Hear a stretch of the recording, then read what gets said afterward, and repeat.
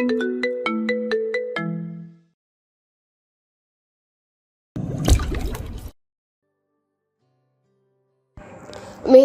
বিরুদ্ধে হতভাগ্যটা শাহবাদ সাধারণ গরিব ঘরের একটা মেয়ে, নেহাতি এক মোমের পুতুল স্বভাব যার, সে কিনা একটা নারী যোদ্ধাদের দল করছে, তাও আবার অঙ্কুরের মতো এক শয়তান বাহিনীকে হটিয়ে দেখালো।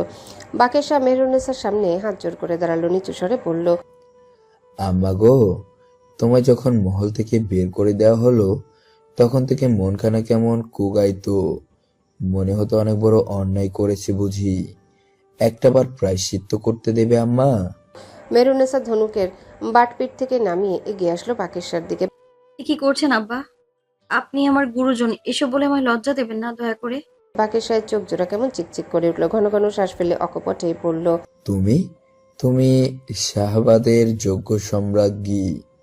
কথাটা তীরের মতো গিয়ে বিঁধল দুজন মানুষের কানে, সিমরান আর মারজান।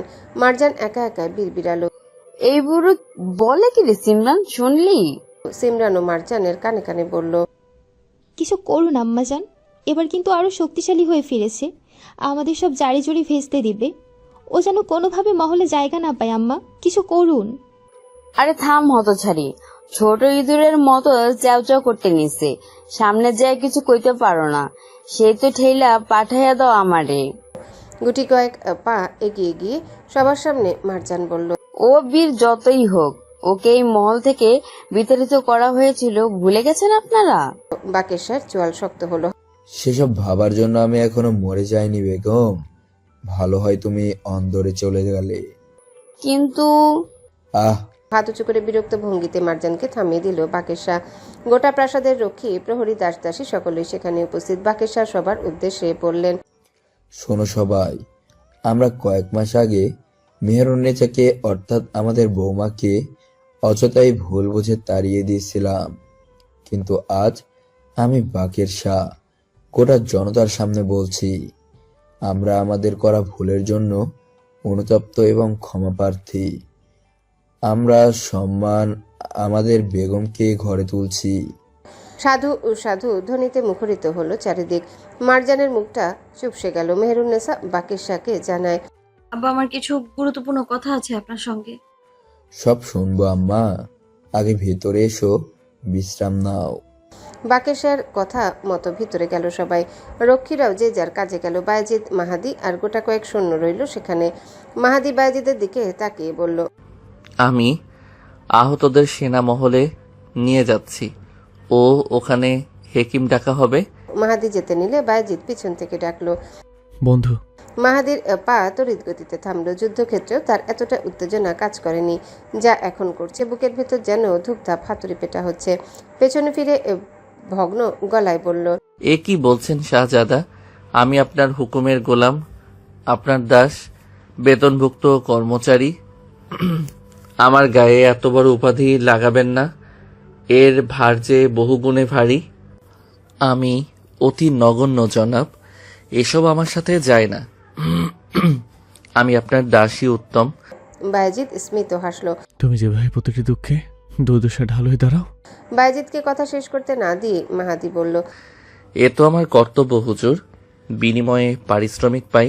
বায়েজিদ শব্দ করে হেসে ফেলল। মাহাদি জিজ্ঞাসু দৃষ্টিতে তাকিয়ে আছে তাকে হাসতে দেখে। বায়েজিদ হাসতে হাসতে বলল, সোনেহারা তোমায় এমনি এমনি পাথর মানো বলে না। মাহাদি মাথা নিচু করে ফেলল। সুনেহারা শুনে সে বুঝেছে বায়েজিদ সুনেহারার কথা বলেছে। তাকে তার ভাইজান আদর করে সুনেহারা বলে। মাহাদির ভাবনার মধ্যেই বায়েজিদ আচমকা জড়িয়ে ধরল মাহাদিকে। শক্তগোছের পুরুষটাও এক পা পিছিয়ে গেল তাল সামলাতে না পেরে। আসলে শক্তি জিনিসটা জিদ এবং যুদ্ধ খাটানোই শ্রেয়। আবেগের কাছে তা সবসময় পরাজিত। বায়েজিদ মাহাদিকে ছেড়ে তার পিঠ চাপড়ে বলল, কখনো যদি সুযোগ হয় তোমার ঋণ কিছুটা শোধ করার চেষ্টা করব। বায়েজিদ আর দাঁড়ালো না, চলে গেল প্রাসাদের ভিতরে। দ্রুত পায়ে নিজের কক্ষের সামনে এসে দাঁড়াতে থমকে গেল সে। দরজা আধা খোলা। ভিতরে ঢুকতেই কপাল কুঁচকে এলো। মেহেরুন্নেসা মাথায় হাত দিয়ে এমনভাবে বসে আছে যেন বড়সড় কিছু ক্ষতি হয়ে গেছে। বায়েজিদ গিয়ে পাশে বসে বলল, কি হয়েছে? মেহেরুন্নেসার দৃষ্টি অনুসরণ করে সেও ঘরের চারিদিকে চোখ বুলায়। পুরো কক্ষ এলোমেলো, মেঝেতে ছড়িয়ে ছিটিয়ে কাপড়, টেবিলের উপর উল্টে পড়ে আছে পিতলের পেয়ালা, বিছানার চাদর কুঁচকে একাকার। মনে হচ্ছে কয়েকদিন ধরে মানুষটার কোনো হুঁশই ছিল না। বাইজিদের দিকে তাকাতে মেহরুন্নেসার বুকটা কেমন করে উঠল। এলোমেলো চুল, চোখের নিচে ক্লান্তির ছাপ, যুদ্ধের পোশাকে এখনো রক্ত লেগে আছে। কিছুক্ষণ শুধু তাকিয়ে রইল, তারপর খুব আস্তে বলল, আমায় ছাড়া খুব কষ্ট হয়েছে না? বাইজিদের শূন্য চাহনিতে মেহরুন্নেসার বুকটা মোচড় দিয়ে উঠল। এই মানুষটা গত কয়দিনে কতটা ভেঙে পড়েছে সেটা তার চেহারায় বলে দিচ্ছে। আলতো করে হাত ছোঁয়ায় স্বামীর গালে। এই তো আমি এসে গেছি। আপনি আর অযত্নে থাকবেন না। আমি আপনার পুরো খেয়াল রাখবো। নিজে হাতে গুছিয়ে রাখবো আমার শেহজাদাকে। বাইজিদ ছোট্ট নিঃশ্বাস ফেলল। জানো, তোমাকে দেখার পরে আমি বুঝতে পারলাম এর আগে আমি আসলে কখনো সত্যিকারের বসন্ত দেখিনি। তুমি চৈত্রে হুট করে আসা বাতাসের মতো জড়িয়ে দাও আমার সর্বাঙ্গ। মেহরুন্নেসা আর কথা বাড়ালো না। যুদ্ধের ভারী কালো পোশাক বদলে হালকা জামা পরে নিল। তারপর নিজেই কক্ষ গোছাতে শুরু করলো। এক এক করে কাপড় তুলছে, চাদর ঠিক করছে, উল্টে থাকা জিনিসপত্র জায়গা মতো রাখছে। আর বাজিদ চুপচাপ বসে তাকিয়ে আছে তার দিকে। এতদিন পর এই দৃশ্যটা অসম্ভব চমৎকার লাগছে তার কাছে। কতদিন এই ঘরে মেহরুন্নেসার আনাগোনা দেখা যায়নি। কোমল পায়ে সে কক্ষে হেঁটে বেড়ায়নি। ঘরে ঢুকেই তার শরীরের মিষ্টি ঘ্রাণটা পায়নি। বাজিদ হঠাৎ বলল, ঘরটা আমাদের দুজনের তুলনায় একটু বেশিই বড়, আর একজন সদস্য আসলে ভালো হয়। মেহরুন্নেসার হাত থেমে গেল মুহূর্তের জন্যে। তারপর আবারও কাজে মন দিল। এত সহজে মরছি না আমি। বাজিদের কপাল কুঁচকে এলো। মরার কথা কে বললো? আমি মরলেই তো দ্বিতীয় বিয়ে করতে পারবেন, তাই না? ঠোঁটে ক্ষীণ হাসি ফুটল। আমি মোটেও বিয়ের কথা বলিনি বেগম। আমি একটা পুচকে শাহজাদির কথা বলেছি, যে দেখতে হবে একদম সোনেহারার মতো। মেহরুন্নেসা ঈষৎ অবাক হয়। আপার মতো কেন? আপনার বা আমার মতো হলে ক্ষতি কি? বাজিদ পালঙ্কে হেলান দিয়ে বলল, না, একজন শাহজাদি হিসেবে সোনেহারা বড্ড মানানসই। ওর বেশভূষাই অন্যরকম, আর পাঁচজনের চেয়ে আলাদা। গোটা রাজ্যের সোনালী চোল আর দ্বিতীয় কারো দেখেছ? তার উপর আত্মবিশ্বাসী, তেজি দৃষ্টি, সৎসাহস, সব মিলে আমাদের কন্যাও ওর মতো হোক। সব গোছানো শেষ হতে মেহরুন্নেসা বলল, আমি গোসলে যাচ্ছি। কথাটা শুনে বাজিদ সোজা হয়ে বসলো। তারপর একেবারে গম্ভীর মুখে বলল, আমাকেও নিয়ে চলো। মেহরুন্নেসা ঘুরে তাকালো। কি? একসাথে গোসল করি। এত স্বাভাবিকভাবে কথাটা বলল যে কয়েক মুহূর্ত হতবাক হয়ে তাকিয়ে রইল মেহরুন্নেসা। তারপর চোখ বড় বড় করে বলল, আপনার শরম লাগে না? বাজিদ নির্বিকার মুখে উঠে দাঁড়ালো। না। মেহরুন্নেসা হাঁ করে তাকিয়ে রইল। বাজিদ এবার ধীরে ধীরে সামনে এগিয়ে এলো। তুমি কতদিন দূরে ছিলে? আমি পাগল হয়ে গেছিলাম। এখন তোমাকে ছাড়া একটুও থাকবো না। বউয়ের নেওটা হয়ে তোমার আসল ধরে ঘুরে বেড়াবো। মেহরুন্নেসার মুখের রাগটা একটু নরম হয়ে এলো, তবুও গম্ভীর মুখে বলল। তাই বলে গোসল? বাজিদ মাথা নেড়ে বলল। হ্যাঁ। মেহরুন্নেসা বিরক্ত হয়ে কপালে হাত দিল। আল্লাহ, এই মানুষটাকে নিয়ে কি করব আমি? অগত্যার সাথেই গেল তার প্রাণপ্রিয় শাহজাদা। অনেকক্ষণ পর গোসলখানা থেকে বের হলো তারা। গরম পানির বাষ্প এখনো ভেসে বেড়াচ্ছে কক্ষ জুড়ে। বাইরে গভীর রাত। দূরে কোথাও প্রহরীদের হাঁটার শব্দ শোনা যাচ্ছে ক্ষীণভাবে। মেহরুন্নেসা কালো রঙের সালোয়ার সেট পরে আয়নার সামনে এসে দাঁড়ালো। ভেজা চুলগুলো কোমর পেরিয়ে আরো নিচ পর্যন্ত নেমে আছে। পানি টুপটুপ করে পড়ছে ডগা থেকে। পেছন থেকে বেরিয়ে এলো বাজিদ। তার চোখ শান্ত। অনেকদিন পর যেন একটু স্বস্তি ফিরেছে সেখানে। টেবিল থেকে নরম কাপড়টা তুলে নিয়ে ধীরে মেহরুন্নেসা চুল মুছতে লাগলো অত্যন্ত যত্নে, যেন কোনো দামি রেশম ছুঁয়ে আছে। মেহরুন্নেসা আয়নার দিকে তাকিয়ে রইল চুপচাপ। বাজিদের আঙ্গুল বড় বড় ঘন চুলের ভেতর হারিয়ে যাচ্ছে বারবার। কেমন কামুকতা নিয়ে তাকিয়ে চুলগুলো একপাশে সরিয়ে দিল। মেহরুন্নেসার ভেজা ঘাটটা উন্মুক্ত হয়ে উঠল। বাজিদ কিছুক্ষণ তাকিয়ে রইল সেখানে। তারপর খুব আস্তে ঝুঁকে ঘাড়ে ঠোঁট ছোঁয়ালো। মেহরুন্নেসার চোখ বন্ধ হয়ে এলো সঙ্গে সঙ্গে। শরীরটা কেঁপে উঠল হালকা। বাজিদ পেছন থেকে তাকে জড়িয়ে ধরল ধীরে। ভেজা চুলের গন্ধ, আতরের মৃদু সুবাস আর মেহরুন্নেসার উষ্ণ শরীর সবটা একাকার হয়ে অবাস্তব সুন্দর লাগছিল তার কাছে। মেহরুন্নেসাও হাত রাখলো বাজিদের বাহুর উপর। কয়েক মুহূর্ত শুধু একে অপরকে অনুভব করলো, যেন এতদিনের ভয়, দুশ্চিন্তা, যুদ্ধ সবকিছু থেকে একটু আশ্রয় পেয়েছে দুজনাই। বাজিদ মুখ গুজে দিল তার কাঁধের কাছে, নিচু গলায় বলল, আর কখনোই দৌড়ে যেতে দিব না, এই বলে দিলাম। মেহরুন্নেসার বুকটা কেমন নরম হয়ে এলো। ধীরে ঘুরে দাঁড়ালো। দু হাত তুলে বাজিদের গলা জড়িয়ে ধরলো তার কপাল। তারপর কপাল থেকে খুব আস্তে বলল, আপনাকেও আর একা ছাড়বো না। এমন সময় দরজায় কড়া নাড়ার শব্দ হলো। মেহরুন্নেসার বাজিদ দুজনে তাকালো সেদিকে। বাইরে থেকে তাসির কণ্ঠ ভেসে এলো। শাহজাদা, জমিদার বাবু দরবারে ডাক দিয়েছেন। বাজিদ ভ্রু কুচকালো। এত রাতে? জি, সকলকে উপস্থিত থাকতে বলা হয়েছে। মেহরুন্নেসার বায়েজিদ একে অপরের দিকে তাকালো, তারপর দ্রুত নিজেদের গুছিয়ে দরবারের দিকে রওনা হলো। শাহাবাদ প্রাসাদের বিশাল দরবারখানা আলোয় ঝলমল করছে। উঁচু স্তম্ভগুলোতে মশাল জ্বলছে, রঙিন কাচের ঝাড়বাতির আলো পড়ে পুরো প্রাসাদ যেন সোনালী হয়ে উঠেছে। দরবার ভর্তি মানুষ, রাজ্যের জ্ঞানীগুণী, সভাসদ, সেনাপতি, নায়েব, উজির সবাই উপস্থিত। এক পাশে জমিদার পরিবারের নারীরা বসে আছে, রত্নপ্রভা, সুনেহরা, মারজান, সিমরান, সকলের চোখ দরজার দিকে কাঙ্ক্ষিত জুটির অপেক্ষায়। মেহরুন্নেসার বায়েজিদ ভেতরে ঢুকতে ফিসফিসানি ছড়িয়ে পড়ল চারিদিকে। আজকের যুদ্ধের দৃশ্য সবাই দেখেছে। মেহরুন্নেসার নেতৃত্বে নারী যোদ্ধাদের আগমনী দৃশ্যতে যেন শাহাবাদের মানুষ যেন নতুন করে দেখেছে তাকে। বাকের শাহ সিংহাসনের সামনে দাঁড়িয়েছিলেন, তার মুখ গম্ভীর, অথচ চোখে গর্বের ছাপ স্পষ্ট। তিনি ধীরে সামনে এগিয়ে এলেন। দরবার মুহূর্তে নিস্তব্ধ হয়ে গেল। বাকের শাহ গভীর দৃষ্টিতে তাকালেন মেহরুন্নেসার দিকে, তারপর ভারী কণ্ঠে বললেন, আজ সায়দাবাদ এক ভয়ঙ্কর আক্রমণ থেকে রক্ষা পেয়েছে, আর সেই যুদ্ধে যিনি নিজের সাহস, বুদ্ধি আর যুদ্ধ দক্ষতা দিয়ে রাজাকে রক্ষা করেছেন। একটু থামলেন তিনি। চারিপাশে সবার চোখ এখন মেহরুন্নেসার দিকে। বাকের শাহ আবারও বললেন, তিনি প্রাসাদের বেগম, তিনি শাহাবাদের গৌরব। বায়েজিদের বুকটা গর্বে ভরে উঠল। মেহরুন্নেসা স্থির হয়ে দাঁড়িয়ে আছে, তার হৃদস্পন্দন যেন কানে বাজছে। ঠিক তখনই বাকের শাহ উচ্চ কণ্ঠে ঘোষণা দিলেন, আজ থেকে শাহাবাদের সম্রাজ্ঞী মেহরুন্নেসা নূর। মুহূর্তের মধ্যে পুরো দরবার কেঁপে উঠল। সম্রাজ্ঞীর জয় হোক, সম্রাজ্ঞীর জয় হোক। চারিদিক থেকে ধ্বনি উঠতে লাগলো। সুনায়রা আনন্দে হাত চাপড়াতে লাগলো। রত্নপ্রভার চোখ ভিজে উঠল গর্বে। আর বায়েজিদ তাকিয়ে রইল মেহরুন্নেসার দিকে, চোখ ভরা ভালোবাসা নিয়ে। মনে মনে বলছে, এই আসন, এই সম্মান সবচেয়ে বেশি তুমি প্রাপ্য। দরবারে উল্লাসে মেতে উঠল। মেহরুন্নেসা সামনে এগিয়ে এলো। কালো পোশাকের উপর সোনালি আলোর ছটা পরে তাকে আরো রাজকীয় লাগছে। পুরো দরবারে সবাই তাকিয়েছে তার দিকে। মেহরুন্নেসা ধীরে চারিপাশে চোখ বোলালো। তার চোখে কোমলতা কম, যেন এই কয়েকদিনে সে বদলে গেছে সম্পূর্ণ। তারপর শান্ত কণ্ঠে বলল, আজ শাহাবাদ যে বিপদ থেকে বেঁচেছে সেটা বিপদ, শেষ বিপদ নয়। আমি সবসময় প্রজাদের পাশে আছি, কিন্তু আব্বা শাহজাদা থাকতে আমি কেন? বাকের শাহ মুচকি হেসে বলল, কারণ বাজিদ নিজেই চাইছে।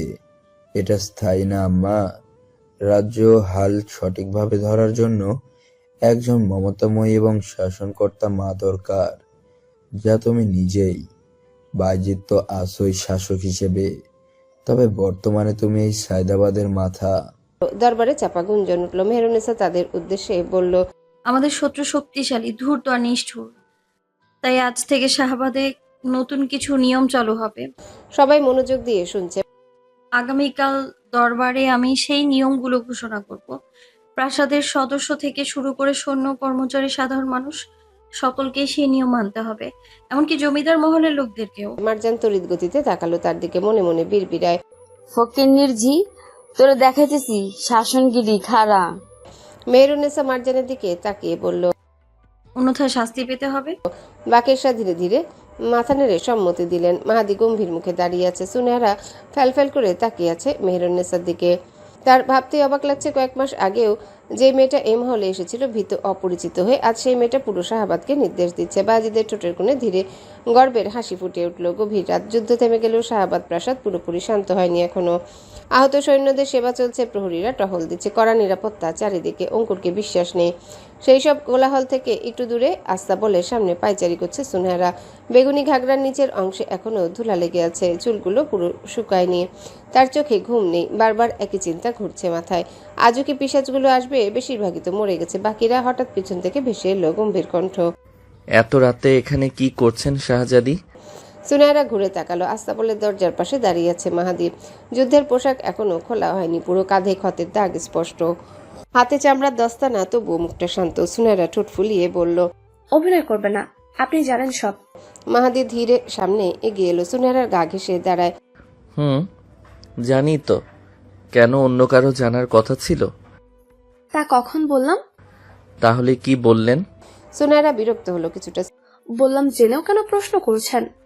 আপনি কি রেগে আছেন শাহজাদি? সুনেহরা কটমট করে তাকালো। মাহাদি একটু ভড়কে গেল, ভাবলো সুনেহরা রেগে যাচ্ছে, কিন্তু তাকে চরম আশ্চর্যের উচ্চ পর্যায়ে পৌঁছে দিয়ে সুনেহরা এক ঝাঁপে বুকে গিয়ে আছড়ে পড়ল মাহাদির।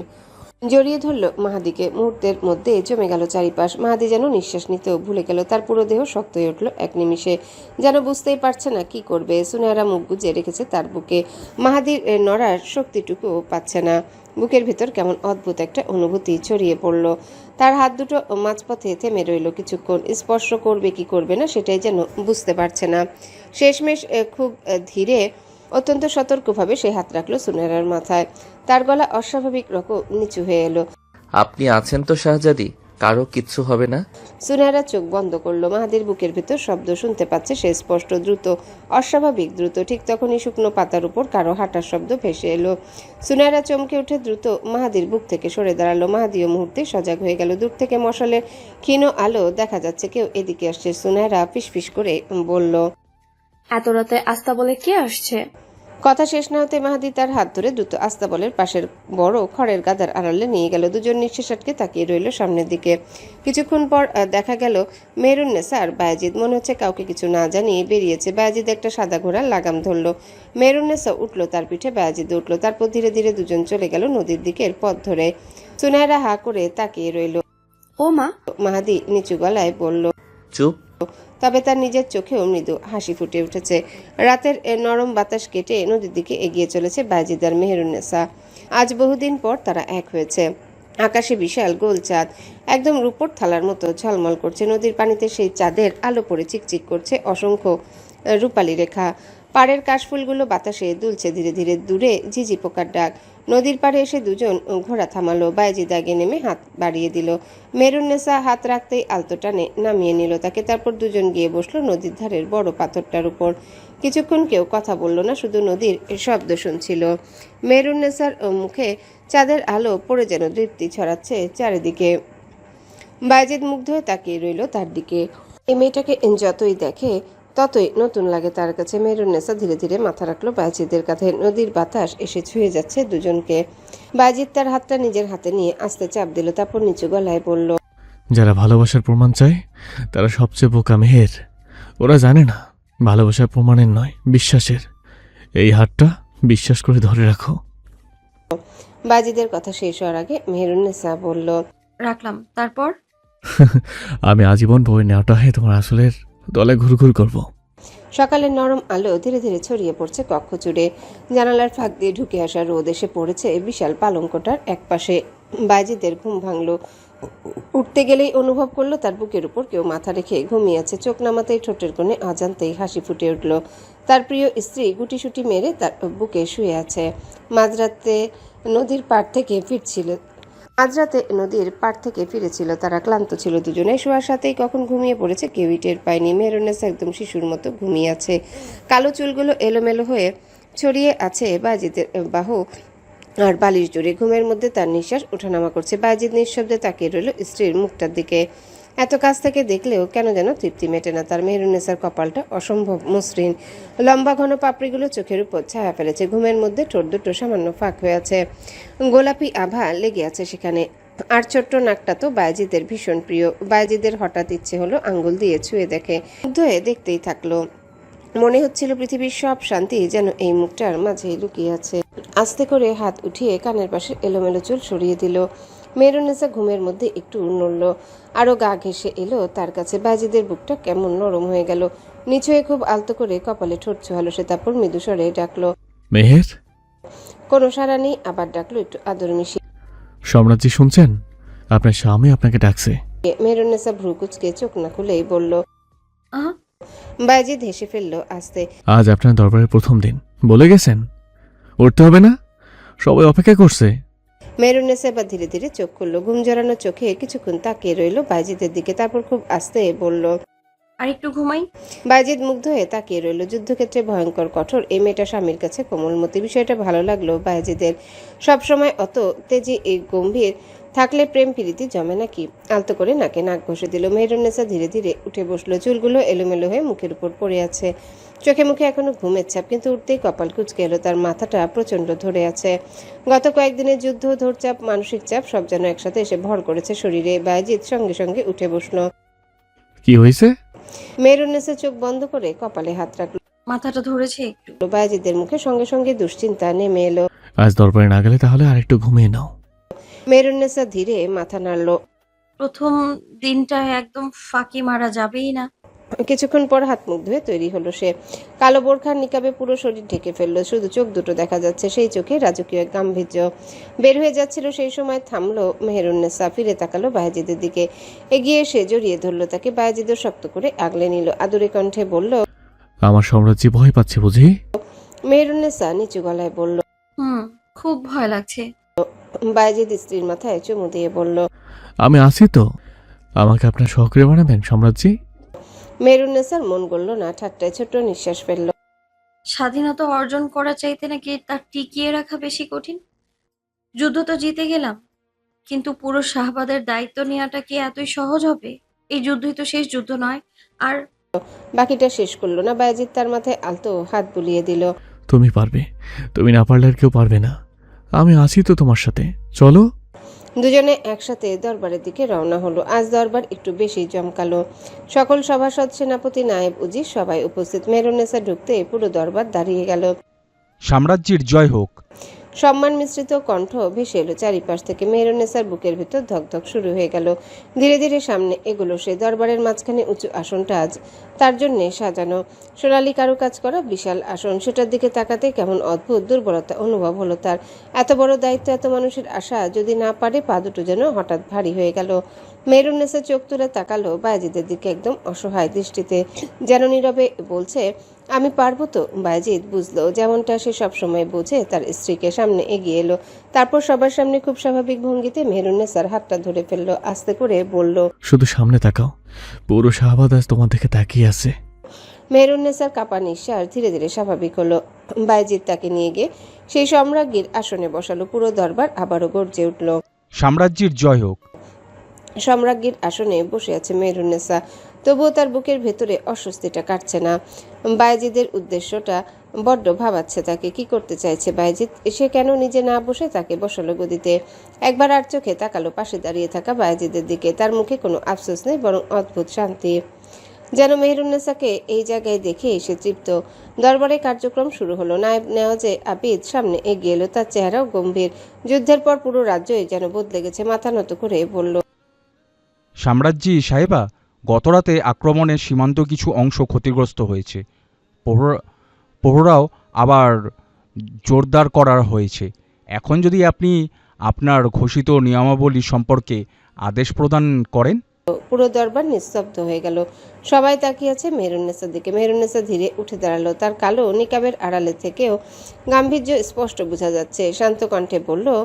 গত রাতের আক্রমণ আমাদের চোখ খুলে দিয়েছে। শত্রু এখন আর দূরে নেই, তাই আজ থেকে শাহবাদের নিরাপত্তায় নতুন কিছু ব্যবস্থা নেওয়া হবে। দরবারের সবাই মনোযোগ দিয়ে শুনছে। সূর্যাস্তের পর প্রয়োজন অপ্রয়োজনে কোনো দরকারি বা কেউ প্রাসাদের বাইরে যেতে পারবে না। এতকাল এই নিয়ম কেবল জমিদার মহলের মানুষেরা মেনে এসেছে, এখন গোটা রাজ্যের মানুষ মানবে। উত্তরের জঙ্গল পুরোপুরি নিষিদ্ধ ঘোষণা করা হলো। দিনে রাতে কোনো সময়ই ওই দিক পানে কেউ যাবে না, যতদিন সাম্রাজ্ঞীর পরবর্তী ঘোষণা না আসে। রাজ্যের প্রত্যেকটা মানুষকে সপ্তাহে একদিন জমিদারদের প্রশিক্ষণ প্রাঙ্গণে হাজির হতে হবে। যুদ্ধে অংশগ্রহণ না করুক, নিজেদের সুরক্ষার জন্য হলেও কিছুটা অনুশীলন প্রয়োজন। সেক্ষেত্রে নারী পুরুষ উভয়ই আসবে। সেনাপ্রধান মাহাদি ইকরাম তার নেতৃত্ব প্রত্যেক পুরুষ ওই শয়তানটার বাহিনীদের আক্রমণ থেকে নিজেকে সুরক্ষা করার জন্য অস্ত্র শিক্ষা নেবে। মাহাদি সম্মতি সূচক মাথা নিচু করে কদমবুচি করলো। মেহরুন্নেসা ফের বলল। আর নারীদের প্রশিক্ষণ দেব আমি। সাথে প্রত্যেক মহল্লায় রাত্রিকালীন প্রহরা বাড়ানো হবে। আর প্রতি পরিবার থেকে অন্তত একজন পুরুষকে অস্ত্র চালনার প্রাথমিক প্রশিক্ষণ নিতে হবে, এমন ভাবে যাতে প্রয়োজনে যুদ্ধে অংশগ্রহণ করতে পারে। সভাসদদের মধ্যে চাপা গুঞ্জন শুরু হলো। মেহরুন্নেসা থামলো না। নারীদের যুদ্ধ প্রশিক্ষণের ব্যবস্থা হবে আলাদা। এই কথায় পুরো দরবার একেবারে চুপ হয়ে গেল। অনেকেই অবাক চোখে তাকালো। আলাদা বলতে কি করতে চান সম্রাজ্ঞী? মেহরুন্নেসা বলল। গত রাতেই আপনারা দেখেছেন, প্রয়োজন হলে নারীরাও যুদ্ধ করতে পারে। বায়েজিদের ঠোঁটের কোণে গর্বের হাসি ফুটলো। মেহরুন্নেসা এবার একটু থামলো, তারপর বলল। এবার নিয়মের বিষয়ে আসি। সে চোখ বুলালো পুরো দরবারে। হঠাৎ ভ্রু কুচকে গেল মারজান্নে। এত গুরুত্বপূর্ণ দরবারে সেই অনুপস্থিত। মেহরুন্নেসার চোখ ঠান্ডা হলো মুহূর্তে। কঠিন গলায় বলল। মারজান কোথায়? কেউ উত্তর দিতে পারল না। দরবারে অস্বস্তিকর নীরবতা নেমে এলো। মেহরুন্নেসার কণ্ঠ আরো কঠোর হয়ে উঠল। তাকে এখনই উপস্থিত করা হোক। কিছুক্ষণ বাদে একজন দাসী এসে জানালো মারজান অসুস্থ। দীর্ঘ সময় ধরে চলল দরবার। এক এক করে সবাই নিজেদের মতামত দিল। নিরাপত্তা, খাদ্য সংকট, সীমান্ত পাহারা সব বিষয় নিয়ে আলোচনা হলো। সবশেষে দরবার মুলতবি ঘোষণা করা হলো। সকল সভাসদ ধীরে ধীরে বেরিয়ে যেতে লাগলো, কিন্তু মেহেরুন্নেসা নিজের কক্ষে ফিরল না, সোজা চলে গেল প্রশিক্ষণ প্রাঙ্গণের দিকে। প্রশিক্ষণ প্রাঙ্গণে পৌঁছাতেই সৈন্যরা পথ ছেড়ে দাঁড়ালো। মেহেরুন্নেসার পরনে ভারী রাজকীয় কোনো পোশাক নেই, কালো যুদ্ধাবেশ, কোমরে তালোয়ার, পিঠে ধনুক। মাহাদি নিজে উপস্থিত সেখানে। সে কিছুটা বিস্ময় নিয়ে তাকিয়ে রইল মেহেরুন্নেসার দিকে। মেহেরুন্নেসা একটা তালোয়ার হাতে নিল, তারপর ধীরে ঘুরালো একবার। মুহূর্তে পুরো ভঙ্গি বদলে গেল, যেন এই নারী আর সেই দরবারে বসা সম্রাজ্ঞী এক নয়। চোখে ভয়ঙ্কর মনোযোগ। পরের মুহূর্তে শো শো শব্দ তুলে তালোয়ার চালাতে শুরু করলো সে। এত দ্রুত, এত নিখুঁত আঘাত যে চারিপাশে দাঁড়িয়ে থাকা সৈন্যরা হতভম্ব হয়ে গেল। তার পায়ের চালনা অত্যন্ত মসৃণ। এক পা পিছিয়ে গিয়ে আঘাত ঠেকাচ্ছে, পর মুহূর্তে সামনে এগিয়ে পাল্টা আক্রমণ করছে। মাহাদির চোখ শুরু হয়ে এলো। বুঝলো সম্রাজ্ঞী মেহেরুন্নেসা প্রকৃত যুদ্ধ জানে। এরপর ধনুক হাতে নিল সে। দূরে কয়েকটা লক্ষ্যবস্তু বসানো ছিল। প্রথম তীর একদম মাঝখানে, দ্বিতীয় তীর গিয়ে প্রথমটার গায়ে লাগলো, তৃতীয়টাও ঠিক কেন্দ্রভাগে। চারিপাশে ফিসফিসানি ছড়িয়ে পড়লো। প্রান্তে দাঁড়িয়ে সবটাই দেখছিল চন্দ্রপ্রভা। তার মুখের রং ধীরে ধীরে বদলে যাচ্ছে। এতদিন সে নিজেকে শাহবাদের সবচেয়ে দক্ষ নারী যোদ্ধা ভাবত। সবার প্রশংসা, সবার বিস্ময় সবসময় সে পেয়েছে, কিন্তু আজ সবাই তাকিয়ে আছে মেহেরুন্নেসার দিকে। তার যুদ্ধ দক্ষতা, তার সাহস, তার উপস্থিতি সবকিছু যেন চন্দ্রপ্রভাকে চাপিয়ে গেছে। সবচেয়ে বড় কথা, সে এখন সম্রাজ্ঞীও। হঠাৎ তার মনে পড়ল অঙ্কুরের কথা। অঙ্কুরও মেহেরুন্নেসার রূপের মোহে অন্ধ। চন্দ্রপ্রভা যে তার জন্য কত কিছু করেছে তা অঙ্কুরের চোখেও পড়ে না। ভালোবাসা তো দূর, সামান্য কৃতজ্ঞতাও নেই তার প্রতি। সব গুণ কি মেহেরুন্নেসা একাই আয়ত্ত করছে? চন্দ্রপ্রভার বুকের ভিতর হঠাৎ কেমন তীব্র জ্বালা করে উঠল। অদ্ভুত এক হিংসা। ঠোঁট চেপে তাকিয়ে রইল মেহেরুন্নেসার দিকে। ভাঙা কাঠ ছড়িয়ে আছে মেঝে জুড়ে। উল্টে পড়ে আছে ভারী কাঠের টেবিল।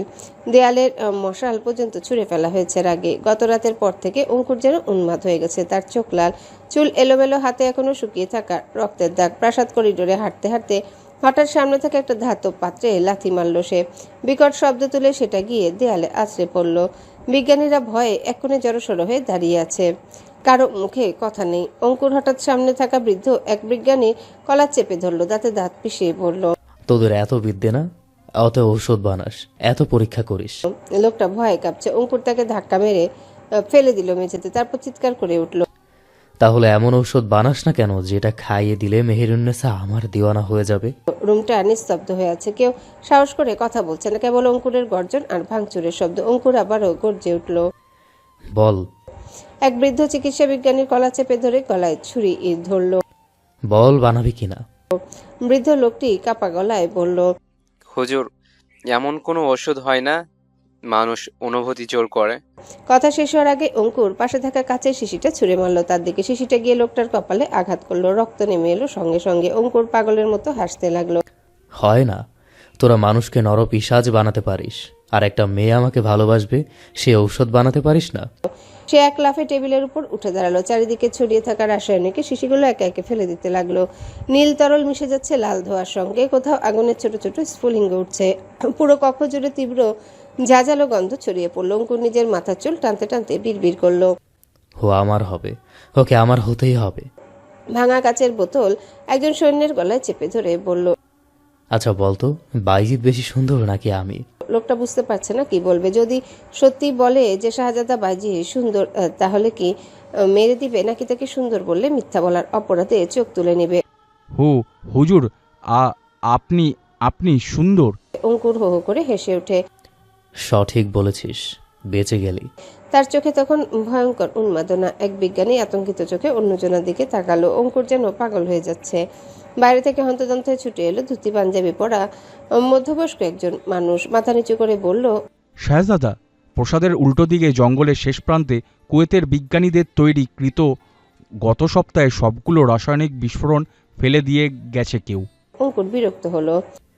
তাতে এত চেঁচানোর কি আছে? ফেলে দিয়েছে কে সেটা আমি দেখে নিচ্ছি। তুমি লোক নিয়ে গিয়ে তুলে আনো সবগুলো। লোকটা শুকনো ঢোক গিলে ভয়ার্ত চোখে তাকালো অঙ্কুরের দিকে। অঙ্কুর বিরক্ত হলো। অমন হ্যাবলার মতো তাকিয়ে আছিস কেন?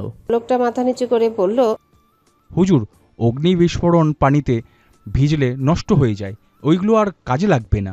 ব্যাস, কথা বলতে দেরি। অঙ্কুরের হাতে থাকা ভাঙা কাচের বোতলটা জোরসে মেরে দিতে দেরি নেই লোকটার মাথায়।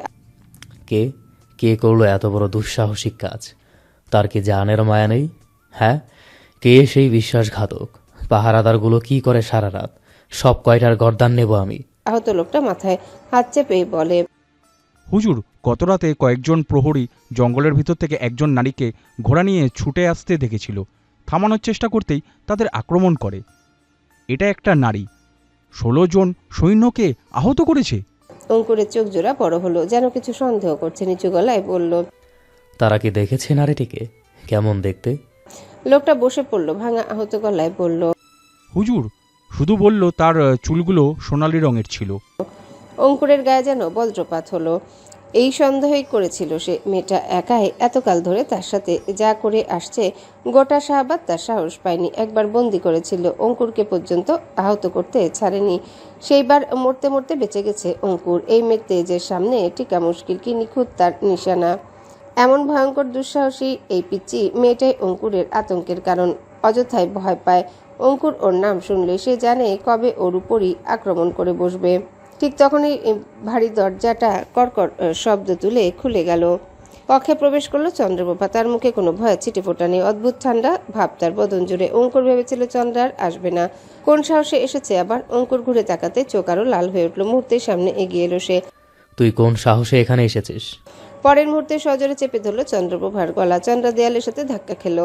অঙ্কুর দাঁতে দাঁত পিষে বলল, সব তোর জন্য হয়েছে। তোরা কেউ আমার কথা শুনলি না। মেহেরুন্নেসা পালালো, শাহাবাদ আমার হাত থেকে বেরিয়ে গেল। তার আঙ্গুলের চাপ বাড়তে শ্বাস নিতে কষ্ট হতে লাগলো। চন্দ্রার আজ আর ধৈর্য বাদ মানল না। চোখ জোড়ায় আগুনের মতো জ্বলে উঠল রাগ। পাশের টেবিলে রাখা ভারী চীনামাটির ফুলদানিটা হাতে তুলে নিয়ে সজোরে আঘাত করলো অঙ্কুরের মাথায়। টুকরো টুকরো হয়ে গেল দানিটা। সেই শব্দটা পুরো কক্ষে প্রতিধ্বনিত হলো। অঙ্কুর ব্যথায় গর্জে উঠে পিছিয়ে গেল। মাথা চেপে ধরে টলতে লাগলো কয়েক পা। কপালের পাশ থেকে কেটে রক্ত গড়িয়ে পড়তে শুরু করেছে। চন্দ্রপ্রভা হাঁপাচ্ছে, গলার কাছে লাল দাগ পড়ে গেছে। অঙ্কুরের অবিশ্বাসের চোখে তাকিয়েছে তার দিকে, যেন ভাবতেই পারেনি চন্দ্রা তার গায়ে হাত তুলবে। চন্দ্রপ্রভা ঠান্ডা চোখে তাকিয়ে রইল অল্প সময়। ভারী গলায় বলল, বেঈমান প্রতারক, তোর জন্য কি না করেছি। এতগুলো মানুষের জীবন নিয়ে খেলছিস, তা জেনে বুঝো তোর সঙ্গ দিয়ে গেছি। আর আজ তুই মেহেরুন্নেসাকে চাস? আমি কি তোর জীবনে কিচ্ছু না? আমাকে ভালো না বাসার কারণ আজ তোকে বলতেই হবে। অঙ্কুর আহত অবস্থাতে হো হো করে হেসে উঠে হাসতে হাসতে লুটিয়ে পড়ে বলে, অরুবা, ও কি বলে রে, শুনছিস? চন্দ্রা চমকে পাশে তাকাতেই দেখলো রুবায়েত দাঁড়িয়ে আছে। তার ঠোঁটেও হাসির রেশ, পোশাকপত্র একদম স্বাভাবিক। তার কপালটা প্রশস্ত হলো। ও, তাহলে তুইও এই নোংরা খেলায় সামিল? আপা, বাহ বাহ। তালি বাজাতে লাগলো প্রভা। কি দারুণ অভিনয় তোদের, শালার আমিও ধরতে পারলাম না। রুবায়েত রেগে দাঁত চিপে এসে চন্দ্রা চুলের মুঠি ধরলো শক্ত করে। চন্দ্রা ব্যথায় কুকিয়ে উঠল। আপা ছাড়, লাগছে। রুবায়েত কটমট করে বলল, ভাইজান বিয়ে করবে মেহেরুন্নেসাকে আর আমি বাইজিৎকে, আর তুই কি না নিচের ভাইয়ের সাথে পীড়িত করতে চাস? হ্যাঁ, ভাইজান আমাদের আপন ভাইয়ের মতো, আর সাথে তুই। ছি। চন্দ্রা চুল ছাড়াতে ছাড়াতে বলল, অন্তত তোর মতো অন্যের স্বামীর দিকে তো নজর দিই না। এতদিন ভালোবাসতাম ওকে, আজ থেকে ওর মুখে থু। রুবায়েত আরো জোরে চুল টেনে ধরতে চন্দ্রপ্রভা চিৎকার করে উঠল। সেই মুহূর্তে একটা তীর শো শো করে উড়ে এসে রুবায়েতকে এফোর ওফোর করে দিল। অল্পের জন্য চন্দ্রাকে স্পর্শ করলো না। উপস্থিত সকলে যেন আচমকা এই আক্রমণে স্তব্ধ। অঙ্কুর সহ সকলে যেদিক থেকে তীর এসেছে সেদিকে তাকাতেই দেখলো সোনালি ঘোড়াটার পিঠে সুনেরা। চেঁচিয়ে বলল, আপা জলদি আয়। আমায় ডেকেছেন? আবিদের কথায় বসা থেকে উঠে দাঁড়ালো সিমরান। মাথা নিচু করে হ্যাঁ সূচক মাথা নাড়ল। আবিদ বুকে হাত ভাঁজ করে দাঁড়ায়। দরবার মুলতবি হয়েছে ভর দুপুর সময়। ভীষণ ক্লান্ত দেখাচ্ছে তাকে, খিদেও পেয়েছে মুখ দেখে মনে হয়। সিমরানের কথা বারবার গুলিয়ে যাচ্ছে। আবিদ ঘরমাক্ত কপাল মুছে বলল, একটু তাড়াতাড়ি বলবেন, আসলে আমায় বাড়ি ফিরতে হবে, বেলা গড়াচ্ছে তো, তাই আর কি। আমি না গেলে আবার মা না খেয়ে বসে থাকবে। সিমরান কথা উঠালো, আপনার মা আমাদের বিবাহের বিষয়টা জানে? জি। সিমরান আশা করেছিল উত্তরটা না হবে, যদি এই বাহানা নিয়ে বিয়েটা ভাঙা যায়। আবিদের দিকে তাকিয়ে বলল, উনি জানতে চাইনি আমার বিষয়, দেখতে চাইনি আমায়? আবিদের দৃষ্টিতে একটু ঘাবড়ে গেল সিমরান। বোধহয় সন্দেহ করছে বিয়ে ভাঙতে চাইছে বলে। কথা কাটাতে বলল, না মানে ওনারও তো কিছু স্বপ্ন বা আশা আকাঙ্ক্ষা থাকতে পারে পুত্রবধূকে নিয়ে, তাই আর কি। আবিদ ছোট্ট করে বলল, জমিদার বাবুর যে কোনো সিদ্ধান্তে আমার খুশি। তিনি অধীর অপেক্ষায় আছে কবে আপনাকে ঘরে তুলবো। সিমরান শুকনো ঢোক গেল। সব তো তার অনুমানের বাইরে দিয়ে যাচ্ছে। দেখা গেছে যাওয়ার পর যদি আমায় ওনার পছন্দ না হয়? জমিদার নিজে আপনাকে দিচ্ছে আমার হাতে। আমার মা আপনাকে রানীর মতো মাথায় করে রাখবে, আর আমিও। সিমরান চকিতে তাকালো আবিদের দিকে। আপনার কাউকে পছন্দ নেই? আবিদ অল্প এগিয়ে এসে দাঁড়ালো সিমরানের কাছে, সূক্ষ্ম চোখে তাকিয়ে বলল, আমার মনে হয় আপনার কাছে। আপনার এমন কেন মনে হচ্ছে? আমি কি আপনাকে জিজ্ঞেস করতে পারি না? পরে দেখব বিবাহের পর আপনার আরেকজনের সাথে সম্পর্ক আছে। আর সিমরান এদিক ওদিক চোখ ঘুরায় জড়তা কাটাতে। সিমরানের কথা শেষ হওয়ার আগেই হো হো করে হেসে উঠল আবিদ। সিমরান বোকা বনে গেল তার হাসি দেখে। আবিদ হাসতে হাসতে বলল, এত চিন্তা করবেন না, মনে রাখবেন আমাদের বিয়ে জমিদার স্বয়ং বাকের স্বাদ দিচ্ছে। আপনাকে টপকে পরকিয়া করলে উনি আমার গর্দান রাখবেন নাকি? আপনি এবার আসতে পারেন। আবিদ চলে যেতে নেই আবারও পিছনে ফিরল। এতটুকু নিশ্চয়তা রাখুন, আপনার কখনো অযত্ন হবে না। আমার এত বড় মহল নেই, যা একটা ঘর আছে হয়ে যাবে আমাদের। রানীর হালেই থাকবেন আপনি। আসছি। ইমরানের চোখের কোণে জল জমলো। সে থাকতে চায় না রানী হয়ে। শাহজাদার আশেপাশে থাকতে পারলে তার শান্তি। কিভাবে ভাঙবে এবারে বিয়ে?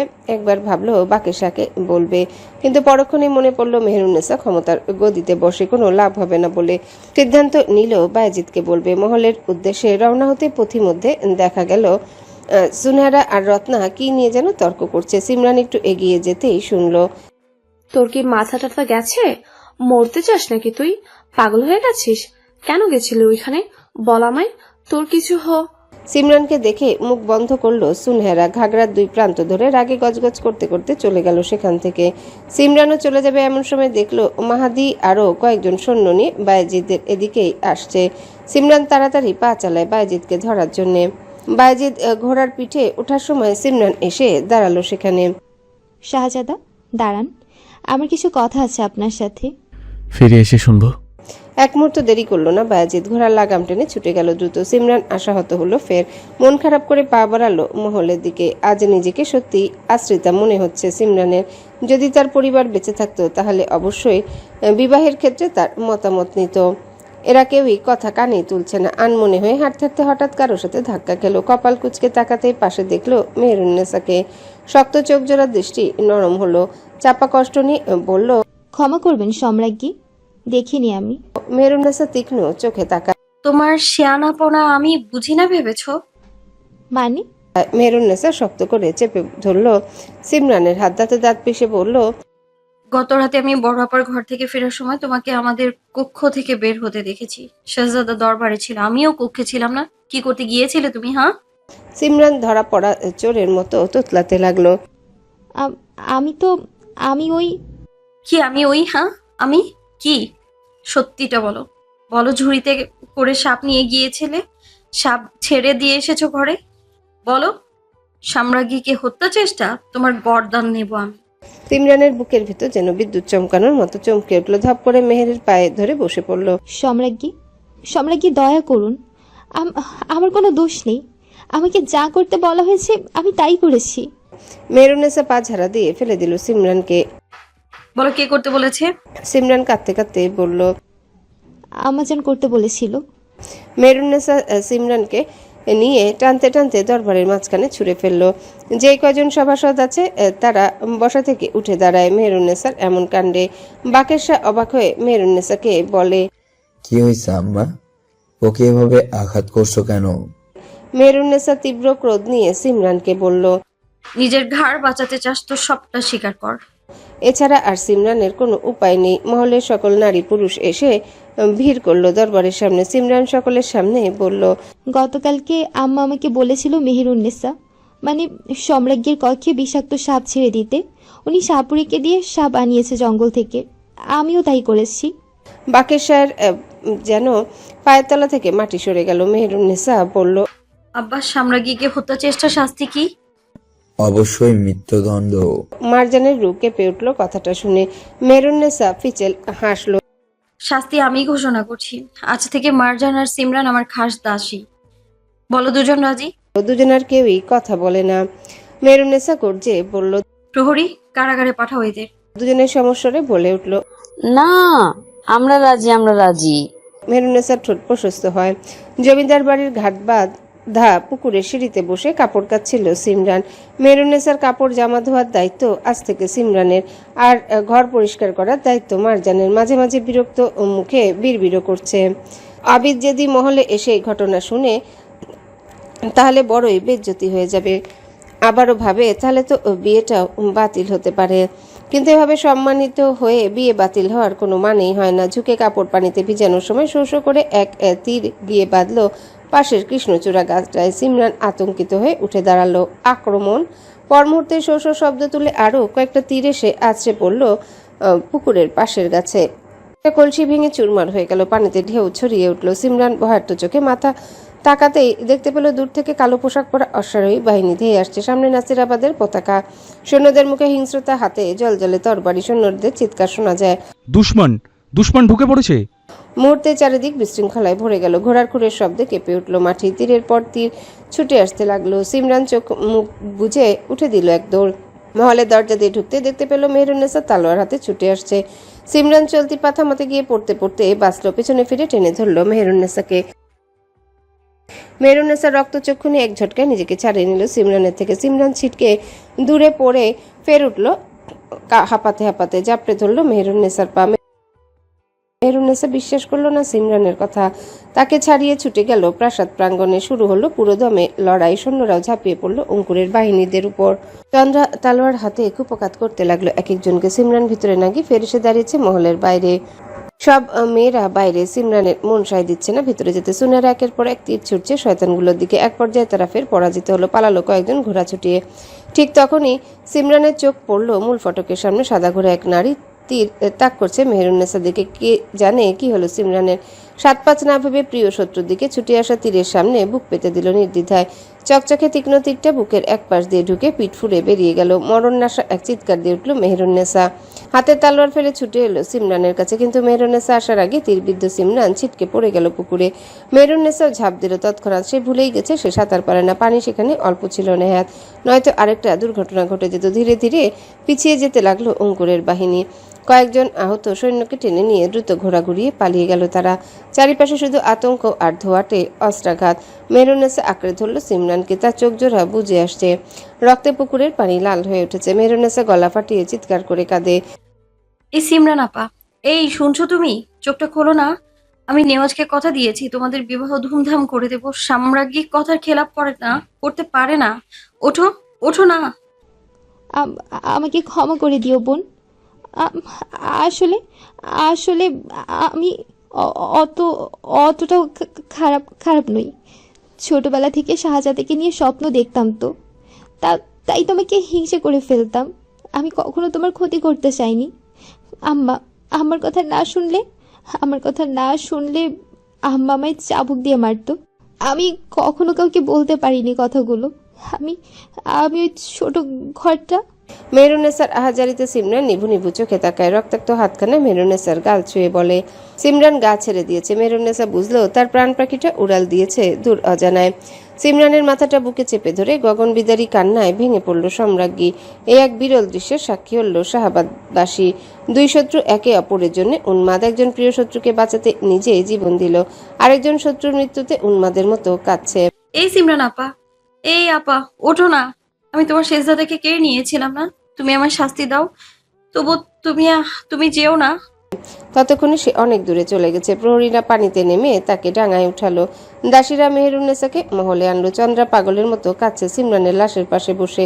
তার এক বোন আরেক বোনকে মেরে ফেললো। মারজান নাটকীয় কান্না জুড়ে বসেছে। সকলের এই কান্নাকাটিতে একদম শক্ত সুনেহারা চোখে এক ফোঁটা পানি নেই। প্রতিশোধের তাড়না তার সব অশ্রু গিলে নিয়েছে। শরীরে আগুন জ্বলছে দাউ দাউ করে। এর বদলা খুব ভয়ঙ্করভাবে নিবে সে।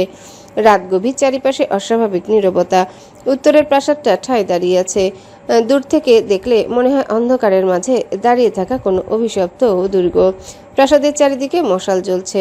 প্রহরীরা টহল দিচ্ছে সতর্ক চোখে। সেই সময় দূর থেকে ভেসে এলো ঘোড়ার খুঁড়ের শব্দ। প্রথমে আস্ত শোনা গেলেও ধীরে ধীরে তা ভয়ঙ্কর হয়ে উঠল। একজন প্রহরী কপাল কুঁচকে তাকালো সামনে, আরেকজনকে বলল, ভাই কিছু শুনতে পাচ্ছি। পাচ্ছি তো, কে আসতে বলল? এই কেড়ে অক্ষা। কথা শেষ হওয়ার আগে এই শো করে একটা তীর এসে বিদ্ধ হলো তার গলায়। 7 জন চিৎকার দিয়ে উঠল। কালো পোশাকে ঢাকা একজন অশ্বারোহী ঝড়ের মতো ঢুকে পড়ল প্রাসাদের ভিতর, মুখে ঢাকা কালো কাপড়ে, হাতে রক্তমাখা তরবারি। ঘোড়া থেকে লাফিয়ে নামতে এক সৈন্য তরবারি উঁচিয়ে ঝাঁপিয়ে পড়ল ওদিকে। সুনেরা এক ঝটকায় আঘাত ঠেকিয়ে লোকটার বুক চিরে দিল। চারিপাশ রণক্ষেত্রে পরিণত হলো।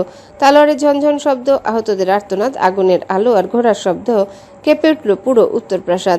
সুনেরা রণদেবীর রূপে জম হয়ে এসেছে। একজন দুজন একের পর এক সৈন্য মাটিতে লুটিয়ে পড়তে লাগলো ওর আঘাতে। তরবারি চালানোর ভঙ্গিটা এত দ্রুত ছিল যে অনেকেই আঘাত আসার আগেই মাটিতে পড়ে যাচ্ছিল। একসময় প্রাসাদের ভেতর আগুন ছড়িয়ে পড়ল। আতঙ্কে ছোটাছুটি শুরু করলো অঙ্কুরের লোকেরা। সুনেরা রক্তমাখা তরবারিটা শক্ত করে ধরে হুঙ্কার দিল, বেরিয়ে আয় কাপুরুষ, ঘোষণা ছাড়া আক্রমণ করা কাপুরুষ তুই। সাহস থাকে তো আমার মোকাবেলা কর, পেছন থেকে আক্রমণ করিস কাপুরুষের মতো। অঙ্কুর বেরোবে মরতে এখন। সুনেরা আবার ঘোড়ায় উঠে বসলো। নিহত সৈন্যদের পড়ে থাকা দেহ রেখে রাতের অন্ধকার চিরে দ্রুত ছুটে গেল সুনেরা। দীর্ঘ টানা পথ পেরিয়ে অবশেষে শাহাবাদে ফিরল বায়াজিদ। ক্লান্ত ঘোড়াটাও যেন হাঁপিয়ে উঠেছে। আজমহলের পরিবেশটা অদ্ভুত। নীরব ঠেকলো বায়াজিদের কাছে। চোখ সরু করে মাহাদিকে বলল, কি হয়েছে বলো তো? সব আছে তো? মহল এমন গুমুট লাগছে কেন? রাত অনেক, সেজন্য হয়তো হুজুর। বায়াজিদ ঘোড়া থেকে নামতে একজন সৈন্য মাথা নিচু করে এগিয়ে এলো, মুখটা ফ্যাকাশে। শাহজাদা। বায়াজিদের বুক কেঁপে উঠল। কোনো অশুভ ইঙ্গিত তার মনে নাড়া দিয়ে উঠল। কি হয়েছে? লোকটা উত্তর দিতে পারল না, শুধু কাপা হাতে অন্দরের দিকে ইশারা করলো। বায়াজিদ দ্রুত পায়ে ভেতরে ঢুকলো। অন্দরমহলের করিডোর জুড়ে নিস্তব্ধতা, বাতাসের তীব্র ওষুধার রক্তের গন্ধ। হঠাৎই থেমে গেল বায়াজিদের পা। মেঝের উপর সাদা কাপড়ে ঢাকা এক নিথর দেহ, চারিপাশে কয়েকজন দাসী কান্না চেপে দাঁড়িয়ে আছে। বায়াজিদের বুকের ভিতরটা হঠাৎ মোচড় দিয়ে উঠল। দ্রুত এগিয়ে এসে কাপড়টা সরাতেই জমে গেল সে। সিমরান। বায়াজিদ স্থির চোখে তাকিয়ে রইল মেয়েটার দিকে। বিশ্বাসই হচ্ছে না, কয়েক ঘন্টা আগে যে মানুষটাকে দেখে গেছে তখন সে নিথর হয়ে পড়ে আছে সামনে। হঠাৎ করে মনে পড়ে গেল বেরোনোর আগের মুহূর্তটা। সিমরান দৌড়ে এসেছিল তার কাছে, মুখ ভরা অস্থিরতা নিয়ে বলেছিল, শাহজাদা, আমি আপনাকে একটা কথা বলতে চাই। তখন তাড়াহুড়োয় থামেনি বায়াজিদ, শুধু বলেছিল, ফিরে এসে শুনবো। ফিরে এসে শুনবো। কথাটা মাথার ভিতর বারবার প্রতিধ্বনিত হতে লাগলো। বায়াজিদ নিচে বসে নিথর সিমরানের ঠান্ডা হাতটা নিজের হাতে তুলে নিল। কি বলতে চেয়েছেন সিমরান? গলাটা ভেঙে এলো তার, কিন্তু উত্তর দেওয়ার মতো কেউ আর বেঁচে নেই। জমিদারদের কবরস্থানে কবর খোঁড়া হচ্ছে সিমরানের জন্য, একটু পর তাকে সাহিত্য করা হবে। বায়াজিদের চোখ যায় সিঁড়ির পাশে, প্রাণহীনের মতো বসে আছে নেওয়াজ। মনে হচ্ছে সেও মৃত। চারিদিকে চোখ বুলালো বায়াজিদ, সব কেমন মৃত মৃত লাগছে। বাকের সাহেব ভেঙে পড়েছেন খুব। সেই যে বন্ধুকে দাফন করে এই মেয়েটাকে নিয়ে আসলো, পিচ্চি মেয়েটা তার হাত ধরে মহলে এসেছিল। চেষ্টা করেছে সবসময় রত্না আর সুনারার মতন করে রাখতে, তিনি রেখেছেনও তাই। কত সাত করে পছন্দের নায়েবটার সাথে বিবাহ ঠিক করলো। নিয়তি তো নিষ্ঠুর কেন হলো তাদের উপর? এমনই এক রাত ছিল 8 বছর আগে। বাইরে তুমুল বর্ষণ, ঝড় বৃষ্টির মধ্যে অশ্বাকে টেনে হিঁচড়ে নিয়ে গিয়েছিল নরপিশাচের দল। মেয়েটিকে আর ফিরে পায়নি তারা। রাজ্যের বহু মেয়ে বউকে নিয়ে গেছে জানোয়ারগুলো। আর কতকাল শোষিত হবে শাহবাদ? আর কত তাজা প্রাণ কেড়ে নেবে? চারিদিকে সকলকে দেখা গেল, সুনেহারাকে দেখলো না বায়াজিদ। মেহরুন্নেসা মাদুরে অজ্ঞান অবস্থায় পড়ে আছে। কয়েকজন দাসী মাথায় পানি ঢালছে, পায়ে তেল মালিশ করছে। বায়াজিদ সিপাহীকে জিজ্ঞাসা করলো, কি করে হলো এসব? হুজুর, আমরা যে কাজে ব্যস্ত ছিলাম এমন সময় উত্তরের প্রাসাদে থাকা শত্রুদল আচমকা আক্রমণ করে বসে। সেখান থেকেই তীরবিদ্ধ হন উনি। বাইরে থেকে খবর আসে কবর খনন সম্পূর্ণ, মৃতদেহ গোসলের জন্য নেওয়া হবে। এত রাতেও রাজ্যবাসী ছুটে এসেছে, মহিলারা ভিড় করেছে।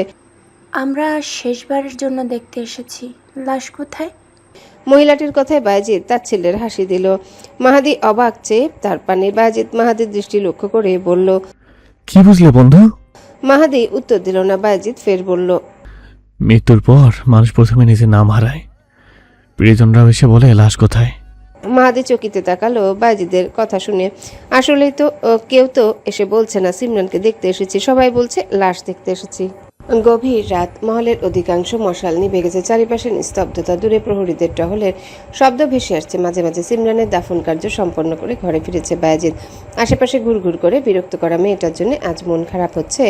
বায়েজিদ নিজে উত্তর জানে না। বড় এক দীর্ঘশ্বাস ছেড়ে পাশে তাকাতে দেখে মেহেরুন্নেসা এক দৃষ্টিতে তাকিয়ে আছে তার দিকে। একটু অপ্রস্তুত হলো যেন। মেহেরুন্নেসা এগিয়ে এসে বায়েজিদের বাহুতে মাথা ঠেকিয়ে ফুপিয়ে কেঁদে ওঠে। আমি কি সাম্রাজ্ঞীর দায়িত্ব পালনে ব্যর্থ? আমি আমার দায়িত্ব রক্ষা করতে পারিনি শেহজাদি। আমার মহলের মেয়েদের আমার সামনে হত্যা করা হলো, আমি ঠেকাতে পারলাম না। আমি এই সিংহাসনের যোগ্য না। বায়েজিদ আলতো হাতে আগলে নিল মেহেরুন্নেসাকে। স্বামীর বুকে মাথা ঠেকতেই কান্নার তোপ আরো বাড়ল তার। বায়েজিদ মাথায় চুমু দিয়ে বলল, এভাবে তো ভেঙে পড়লে চলবে না সম্রাজ্ঞী। যুদ্ধের ময়দানে তোমার প্রিয়জন শহীদ হবে তোমার চোখের সামনে, তবুও তলোয়ারের গতি থামানো যাবে না। এটা একজন যোদ্ধার পরিচয়।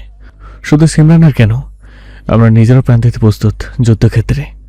এটা তোমাকে বুঝতে হবে প্রিয়। মেহেরুন্নেসা বায়েজিদের বুকে মাথা ঠেকিয়ে কান্না ভেজা কণ্ঠে বলল, চাই না আমার এই সাম্রাজ্ঞীর আসন। আপনার আসনে আপনিই বসুন। আমি কেবল আপনার স্ত্রী আর একজন যোদ্ধা হয়েই থাকতে চাই। তা হয় না মেহের। কেন হয় না? বায়েজিদ নিচু স্বরে বলল, তোমাকে যেহেতু সাম্রাজ্যে আসনে বসিয়েছি, কারণ তো অবশ্যই আছে। তো বলুন কি কারণ? বায়েজিদ ফোঁস করে নিঃশ্বাস ছাড়ে। এই নির্মম ইতিহাসে ইতি টানার কালে আমায় কিছু অন্যায় করতে হবে, যা এই ন্যায়ের সিংহাসনে বসে আমি করতে পারবো না।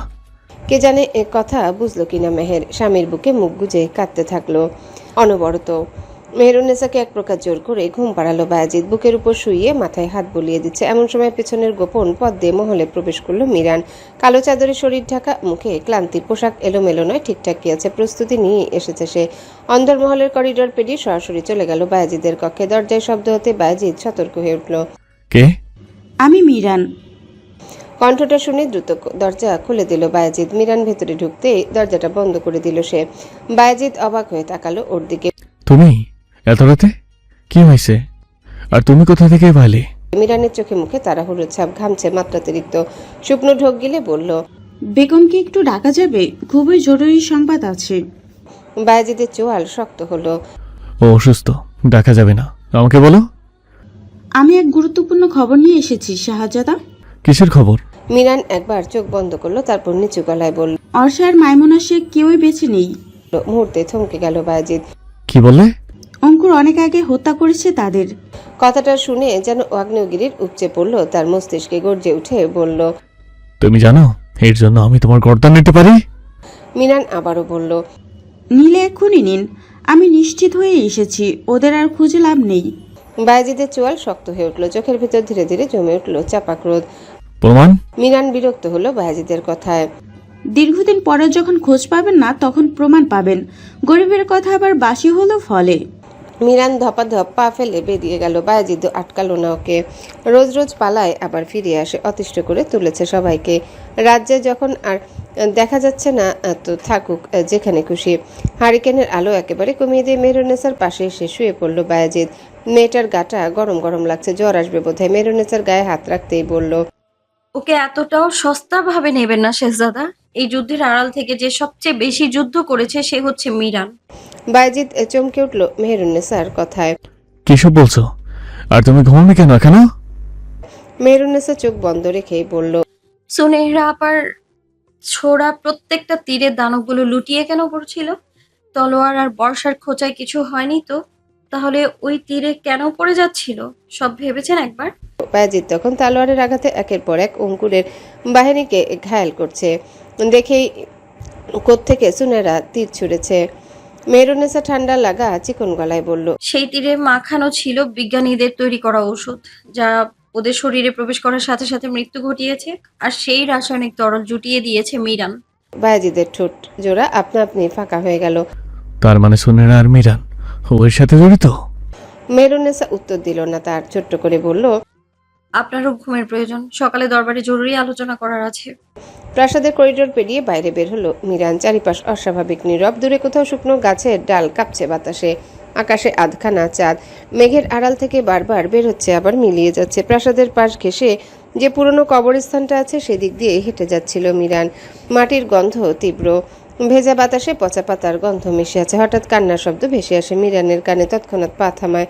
কান্নাটা খুব চাপা শোনা যাচ্ছে, নিস্তব্ধতার মাঝে ভয়ঙ্কর স্পষ্ট। এমন গভীর রাতে কবরস্থানে কাঁদছে থেকে চারিপাশে তাকালো, আবারও সেই শব্দ। মনে হচ্ছে কেউ বুক ভেঙে কাঁদছে। দূরে শুকনো বাঁশঝাড়টা বাতাসে দুলতেই খসখস শব্দ করছে। প্যাঁচার ডাকে পুরো পরিবেশটা আরো গা ছমছমে লাগছে। সাধারণত কেউ হলে হয়তো দৌড়ে পালাতো, কিন্তু মিরানের চোখে ভয় নেই। কৌতূহল নিয়ে এগিয়ে গেল শব্দটার দিকে। কবরগুলোর মাঝখান দিয়ে হাঁটার সময় চাঁদের আলোয় সাদা সাদা কবরগুলোকে কেমন বিভীষিকাময় লাগছিল। কোথাও কবরের মাটি দেবে গেছে, কোথাও বুনো ঘাস উঠে আছে। কারো ফিসফিসানির মতো শব্দ ভেসে আসছে, আবার কান্নার শব্দ পেল একদম কাছ থেকে। মিরান একটা বড় শুকনো গাছের পাশ কাটিয়ে সামনে যেতে পা থেমে গেল। ঠোঁট দিয়ে অস্ফুট শব্দ বের হলো। শাহজাদি? সামনে একটা কাঁচা কবর। কবরের মাটি এখনো পুরো শুকায়নি। সেই কবরের উপর ঝুঁকে পড়ে কাঁদছে সুনেহরা। তার সোনালি চুল এলোমেলো হয়ে ছড়িয়ে আছে, কাঁধ কাঁপছে অবিরাম। চাঁদের আলোয় তার মুখটা ফ্যাকাশে লাগছে ভয়ঙ্কর ভাবে। মিরান অবাক হয়ে তাকিয়ে রইল কবরটার দিকে। চোখ যেতেই বুঝলো সিমরানের কবর। সুনেহরা দুই হাতে মাটি চেপে ধরে কাপা গলায় বলছে, তোকে আমি বলেছিলাম তোর সুদিন আসতে চলেছে। এই মহল থেকে দূরে গিয়ে সুখে জীবন কাটাবি। তোর সুখ সইল না কেন রে পোড়া কপালি? মিরান এগিয়ে এসে দাঁড়ালো সুনেহরার পাশে। পায়ের শব্দ পেয়ে সুনেহরা চমকে মাথা তুলল, কিন্তু মিরানকে দেখেই আবার চোখ নামিয়ে নিল। মনে হলো কান্না থামানোর চেষ্টা করছে সে। দ্রুত হাতের পিঠ দিয়ে চোখ মুছে ফেললো। মিরান কিছুক্ষণ চুপ করে তাকিয়ে রইল কাঁচা কবরটার দিকে। তারপর নিচু স্বরে বলল, কাঁদুন শাহজাদি, থামলেন কেন? সুনেহরা কিছু বলল না। মিরান আবারও বলল, এত শক্ত হয়ে থাকবেন না। সব কষ্ট বুকের ভিতর চেপে রাখলে মানুষ একসময় ভিতর থেকে মরে যায়। ফের কান্নায় ভেঙে পড়ল সুনেহরা। ঠোঁট কাঁপতে লাগলো। আচমকা উঠে দাঁড়িয়ে জড়িয়ে ধরল মিরানকে। এমনভাবে ধরে আছে যেন আর নিজেকে সামলাতে পারছে না। তার কান্না আবারও ফেটে বের হলো। ও চলে গেল কেন? আমায় একটু ভরসা কেন করলো না মীরা? এই মীরা বল না। মিরান তার মাথায় হাত রাখলো। চুপচাপ শুনতে লাগলো কান্নাগুলো। সুনেহরা কাঁদতে কাঁদতেই বলল, আমি অঙ্কুরকে ছাড়বো না। ও আমার সব কেড়ে নিচ্ছে। প্রথমে অর্ষা আপাকে, বড় মাকে, আবার তিলো আপাকে, এখন আবার সিমরানকেও মেরে ফেললো মীরা। ও আমার সব প্রিয়কে কেড়ে নিল। চট করে কান্না থামালো সুনেহরা। তড়িৎ বেগে মিরানকে ছেড়ে দাঁড়ালো। চোখ মুখ দেখে মনে হচ্ছে কোনো বিষয় হঠাৎই মনে পড়লো। মীরা, এই মীরা, ওদের সাথে একজন মেয়ে ছিল। হ্যাঁ হ্যাঁ, আমি দেখেছি। ওই তীরটা ছুঁড়েছিল ভাবির দিকে। গতকালই আমি ওকে তীর বিদ্ধ করলাম। আজও এত দ্রুত কি করে সেরে উঠলো বলতো? দুজন দুজনের চোখের দিকে তাকাতেই সব বুঝে ফেলল। চিকিৎসা বিজ্ঞানীদের ওষুধের ফল। মিরান দীর্ঘশ্বাস ছেড়ে বলল, ক্ষত শুকানোর, ব্যথা দ্রুত কমার অনেক রকমের ওষুধ আছে ওদের কাছে। সুনেহরা দাঁতে দাঁত চেপে বলল, আমি ওকে মেরে ফেলবো। চাঁদের আলোয় সুনেহরার চোখ দুটো জ্বলছে। মিরান স্থির দৃষ্টিতে তাকিয়ে রইল তার দিকে। এই নারীর চোখের জেদ, অদম্য ইচ্ছাশক্তি আর অসীম সাহস অঙ্কুরকে পর্যন্ত ভয় পাইয়ে দিয়েছে। মিরান এক টুকরো হাসলো, তারপর শান্ত গলায় বলল, আপনি একা না, আমি আছি আপনার সাথে। এই রাজ্যের জন্য জীবন দিয়ে দিব। সুনেহরা মাথা তুলল। মিরানের চোখে মিথ্যে নেই, দুজনের চোখে প্রতিশোধের আগুন। সেদিন থেকেই শুরু এই শয়তান দমন যুদ্ধের। রাজ্য আর প্রজাদের বাঁচাতে বাঘিনীর রূপ নিয়েছিল শাহাবাদের নারীরা। ইতিহাস তা মনে রাখবে। ঘরের ভেতর একের পর এক জিনিস ছুঁড়ে ফেলছে মারজান। কাচের পেয়ালা, ভারী ধাতব পাত্র, সাজানো আয়না সব ভেঙে চুরমার করে ফেলছে। ভাঙচুরের শব্দ পুরো কক্ষ তছনছ হয়ে গেছে। মেঝে জুড়ে ছড়িয়ে আছে কাচের টুকরো। আজ বাকের শাহ এই কক্ষে নেই। দরবার শেষে অন্য কক্ষে গেছেন। আর এই সুযোগে যেন নিজের আসল রূপে ফিরে এসেছে মারজান। তার চোখ মুখ বিকৃত হয়ে গেছে। রাগে ঠোঁট কামড়ে বিড়বিড় করতে লাগলো, সব নষ্ট হয়ে গেল, সব সব সব। সামনে থাকা ছোট টেবিলটা উল্টে দিল সে। দুম করে পড়ে গেল সেটা। মারজানের চোখে ঘৃণা আর হিংসা জমাট বেঁধে আছে। সিমরানটা মরতেই হলে ওই মেহেরুন্নেসার জন্য কেন মরলো? ওকে আমি পুষছিলাম। ওর তো আমার জন্য প্রাণ দেওয়ার কথা ছিল। আমার সকল কাজ জীবন বাজি রেখে করার কথা ছিল। ও মরতে হলে আমার জন্য মরতো। তার কণ্ঠে বিষ। তীরটা ঠিকঠাক গিয়ে লাগলেই তো সব শেষ হয়ে যেত। ওই ভিখারির বাচ্চাটা মরে গেলে সব শান্তি ছিল আমার। সে পায়চারি করতে লাগলো ঘরময়। বেশ ছিল মেয়েটা, হাতের পুতুলের মতো নাচতো, যা বলতাম তাই করতো। তার ঠোঁট বাঁকা হয়ে উঠল। আর এখন সবাই শুধু মেহেরুন্নেসা মেহেরুন্নেসা। ওহ, হাঁপিয়ে গেছি আমি। কি কই মাছের প্রাণ ওই আট কোড়া। হ্যাঁ বলি, অপায়টা কি মরবে না, নাকি এভাবে জ্বালিয়ে পড়ে ভেজে খাবে আমার কলিজাটা? ক্রোধের মাথার চুল খামচে ধরে বলল, সম্রাজ্ঞী হয়ে গেছে না, সম্রাজ্ঞী। সবাই মাথা তুলে রেখেছে, কত আদিক্যতা হচ্ছে তাকে নিয়ে। মারজান দাঁতে দাঁত চেপে আয়নার ভাঙা অংশটার দিকে তাকালো। নিজের বিকৃত প্রতিবিম্ব দেখে আরো রেগে উঠল। না, এভাবে চলতে দেওয়া যাবে না। আমার আমার রাজত্ব চাই, শুধু শাহাবাদ না, আমার গোটা মহাদেশের রাজত্ব চাই। রাগে ফুঁসতে ফুঁসতে আলমারি খুলল মারজান। সেখান থেকে একটা কালো চাদর বের করে পুরো শরীর মুড়িয়ে নিল। মুখটাও ঢেকে ফেলল সাবধানে। চোখ দুটো ছাড়া আর কিছুই দেখা যাচ্ছে না এখন। চারিপাশে দেখে নিশ্চিত হলো কেউ নজর রাখছে না। তারপর নিঃশব্দে বেরিয়ে গেল কক্ষ থেকে। আজ তার গন্তব্য উত্তরের প্রাসাদ। মহলের পিছনের সরু পথ ধরে দ্রুত হাঁটতে লাগলো সে। বাইরে বেরোতে একটু ভয় ভয় করতে লাগলো তার। চারিপাশটা কেমন নীরব। দূরে কোথাও শেয়ালের ডাক ভেসে আসছে। কবরস্থানের কাছে পৌঁছাতে হঠাৎ থেমে গেল মারজান। ভূত দেখার মতো আটকে উঠল। সামনে টান টান হয়ে দুজন দাঁড়িয়ে। চাঁদের আলো স্পষ্ট দেখা গেল সুনয়রা আর মিরান দাঁড়িয়ে আছে। মারজানের চোখ মুহূর্তেই কুঁচকে এলো। মিরানও ঠান্ডা দৃষ্টিতে তাকিয়ে আছে তার দিকে। সুনয়রার সামনে এগিয়ে এলো, তারপর তার ছেলের হাসি দিয়ে বলল, কোথায় যাচ্ছ এত রাতে? মারজান চুপ করে আছে, মনে মনে রাগে ফেটে পড়ছে। একেই বলে পেটের শত্রু। জবাব না পেয়ে সুনয়রা ঠোঁট বাঁকিয়ে বলল, বলো না, উত্তরের প্রাসাদে যাচ্ছ? কার? অঙ্কুরের কাছে? মারজানের বুক ধক করে উঠল, কিন্তু মুখ শক্ত রাখলো। সুনয়রার চোখে পানি চিকচিক করছে। মায়ের এই রূপ কোনো সন্তানই সহ্য করতে পারে না। জানো, তোমাকে মা ভাবতেও এখন আমার ঘেন্না হয়। মারজানের চোখ কেঁপে উঠল। সুনয়রা থামলো না। যে নারী নিজের মানুষদের ধ্বংসের দিকে ঠেলে দেয়, যে অঙ্কুরের মতো পিচাচের সাথে হাত মেলায়, সে স্বার্থের জন্য নিজের সন্তানকে পর্যন্ত হত্যা করতে পারে, সে মা হওয়ার যোগ্য না। মা মেয়ের কথোপকথন।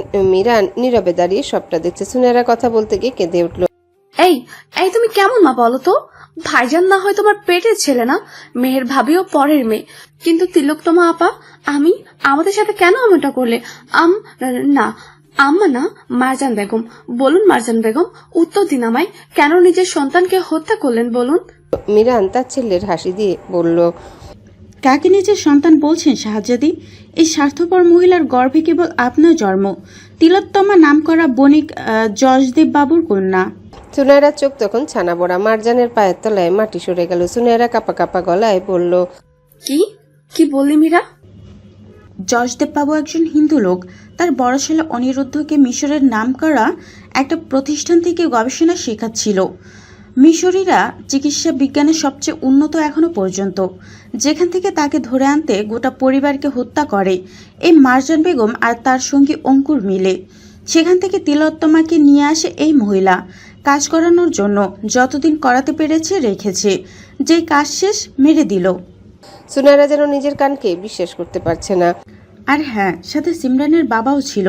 সবাই বলে ডাকাতের কবলে মারা গেছে তারা। সে ডাকাতও এই মহান মহিলা। সুনয়রা ফ্যালফ্যাল করে কেঁদে ফেলল। নিজের মায়ের এমন পিশাচিনী রূপ সে সহ্য করতে পারছে না। মারজান চোখ বড় বড় করে তাকিয়ে আছে মিরানের দিকে। এই মেয়ে এত কিছু কি করে জানে? মিরান বুকে হাত ভাঁজ করে দাঁড়িয়ে বলে, কি মারজান বেগম, আরো বলবো? সুনয়রা কিছু বলতে যাবে এমন সময় মারজান চাদরের আড়ালে থেকে তীক্ষ্ণ ধারালো এক ছুরি বের করে। এত কিছু যখন জেনে গেছিস, বেঁচে থেকে কি করবি? তুই হলি পেটের শত্রু, তোকে মারলে পাপ নেই। মিরান বাধা দেওয়ার আগে ক্যাচ করে ছুরিটা বসিয়ে দিল সুনয়রার পেটে। সুনয়রা চিৎকার দিয়ে উঠল। সাথে সাথে ছুরিটা বের করে দিয়ে আবারও বসিয়ে দিল পেটের আরেক পাশে। ছুরিটা বের করে নিয়ে সুনয়রাকে ছেড়ে দিতে ধপ করে মাটিতে লুটিয়ে পড়ল সে। মিরান তাকে ধরতে গেলে এক খাবলা বালি ছুঁড়ে মারে মিরানের চোখে। মিরান অন্ধের মতো হাতড়াতে গিয়ে সুনয়রাকে ধরে। শাহজাদি, আপনি চোখ বন্ধ করবেন না, আমি এক্ষুনি নিয়ে যাচ্ছি আপনাকে। মারজান গলা করে ডাকে, আরে জলদি আয়, নিয়ে যা এটাকে। দূর থেকে ধূপধাপ পায়ের শব্দ পাওয়া যায়। কয়েকজন লোক তাদের দিকে ছুটে আসছে। সুনয়রা সর্বোচ্চ চেষ্টা করে মুখ থেকে শব্দ বের করে, পালা মীরা, পালা মীরা, পালা। তোকে ওরা ধরার আগে পালা, এখনো অনেক কাজ বাকি তোর। শাহজাদি, আপনাকে রেখে পালা। মিরান উঠে আরেক মুঠো বালি তুলে ছুঁড়ে মারল মারজানের দিকে। সুনয়রাকে টেনে তুলে তার হাত ঘাড়ের উপর নিয়ে চোখ বন্ধ করে উন্মাদের মতো ছুটতে লাগলো। কোথায় যাচ্ছে জানে না। ছুটতে ছুটতে খানিক পথে সে সুনয়রা ধাপ করে বাড়ি খেলো এক শক্তপোক্ত ধাতুতে। ফলে পড়তে নিলেই ধরে ফেললো সামনে থাকা বর্ম পরিহিত লোকটা। সুনয়রা নিভু নিভু চোখে তাকায়। সামনে দৃশ্যমান মুখটা দেখে অস্ফুট স্বরে বলল, আপনি এসেছেন? আর চোখের মনি উল্টে নিভে গেল সুনেরার চোখ জোড়া। সুনেরার নিস্তেজ দেহটা দুহাতে আঁকড়ে নিল মাহাদি। হাত ভিজে উঠেছে। হাত সামনে এনে দেখলো রক্ত, অনেক রক্ত। মিরান হাঁপাতে হাঁপাতে সামনে এসে দাঁড়ালো। চোখ দুটো এখনো লাল হয়ে আছে বালির জন্য। কাপা গলায় বলল, বাঁচান ওকে, দয়া করুন ওকে বাঁচান। মাহাদি নিচে তাকাতেই দেখলো সুনেরার পেট থেকে অবিরাম রক্ত ঝরছে। তার বুকের ভেতর কেমন মোচড় দিয়ে উঠলো। বেশ কিছুক্ষণ আগে এক সৈন্য খবর দিয়েছিল সুনেরা কবরের পাশে কাঁদছে। খাওয়া দাওয়া শেষ করে সৈনিকদের কাজ বুঝিয়ে দিয়ে আস্তে আস্তে সময় লাগলো। কিন্তু এই অবস্থায় তাকে দেখতে হবে ভাবেওনি মাহাদি। কপাল কুচকে আসে। সুনেরাকে আঘাত করে পার পায় সে কে। দূর থেকে দৌড়ে আসা লোকগুলো শব্দ পেতেই মাহাদি মুখ তুলে তাকালো। অঙ্কুরের সৈন্য। মাহাদিকে দেখেই তারা থমকে দাঁড়ালো। চাঁদের আলোয় বর্ম পরিহিত মাহাদিকে যেন আরো ভয়ঙ্কর লাগছে। তার চোখ দুটো জ্বলছে ক্রোধে। সৈনিকদের একজন ফিসফিস করে বলল, সেনাপ্রধান মেহেদী। পরের মুহূর্তেই তারা পিছিয়ে যেতে শুরু করলো। কারো সাহস হলো না সামনে এগোনোর। কিছুক্ষণের মধ্যে অন্ধকারে মিলিয়ে গেল সবাই। মাহাদি আর এক মুহূর্ত দাঁড়ালো না। সুনেরাকে দুই হাতে তুলে নিল বুকের কাছে। মেয়েটার মাথাটা নিস্তেজ হয়ে ঝুলে পড়েছে তার বাহুর উপর। কোলে তুলে নিয়ে দৌড় শুরু করলো। মিরানকেও বলল, আপনিও আসুন সাথে। মিরানের গলা ভাঙা। না না, আপনি যান, আমি চিকিৎসক নিয়ে আসছি। মিরান ছুটল উল্টো পথে। যে করেই হোক উত্তরের প্রাসাদ থেকে একজন চিকিৎসক নিয়ে যেতেই হবে। মাহাদি দৌড়ে মহলের সামনে আসে। চোয়াল শক্ত হয়ে উঠল। গর্জে উঠে বলল, মহলের দরজা খোলো। মহলের প্রহরীরা এত রাতে সেনাপ্রধানকে এভাবে দেখে হতবাক হয়ে গেল। রক্তে ভেসে যাচ্ছে সুনেরার পোশাক। চারিদিকে মুহূর্তে আতঙ্ক ছড়িয়ে পড়ল। দাসীরা চিৎকার করে উঠল। এই দৃশ্য দেখে হইচই পড়ে গেল এক মুহূর্তে। রত্নপ্রভা ছুটে এসে সুনেরাকে দেখে প্রায় জ্ঞান হারাতে বসলো। সুনেরা। মাহাদি কাউকে কিছু বলল না। সোজা নিয়ে গেল ভিতরের কক্ষে। পালঙ্কে শুইয়ে দিতে সাদা বিছানা রক্তে লাল হয়ে উঠল। বায়েজিদও খবর পেয়ে ছুটে এলো। সুনেরার অবস্থা দেখে তার চোখ কঠিন হয়ে উঠল। কে করেছে? কে দেখিয়েছে এই দুঃসাহস? মাহাদি দাঁতে দাঁত চেপে বলল, ওনার মা মারজান বেগম। সবার মুখটা তখন আশ্চর্য জিনিস দেখার মতো অবস্থা হয়েছে। মেহরুন্নেসা হতবাক হয়ে তাকিয়ে আছে। তখনই মিরান দ্রুত ভিতরে ঢুকলো। তার সঙ্গে একজন বৃদ্ধ চিকিৎসক। উত্তরের প্রাসাদে চিকিৎসকদের একজন। লোকটার হাতে বড় চামড়ার থলে। প্রহরীরা বাধা হয়ে দাঁড়ালো। তাদের মধ্যে একজন বলল, এরা অঙ্করের লোক, এদের মালক ঢুকানো নিরাপদ নয় শাহজাদা।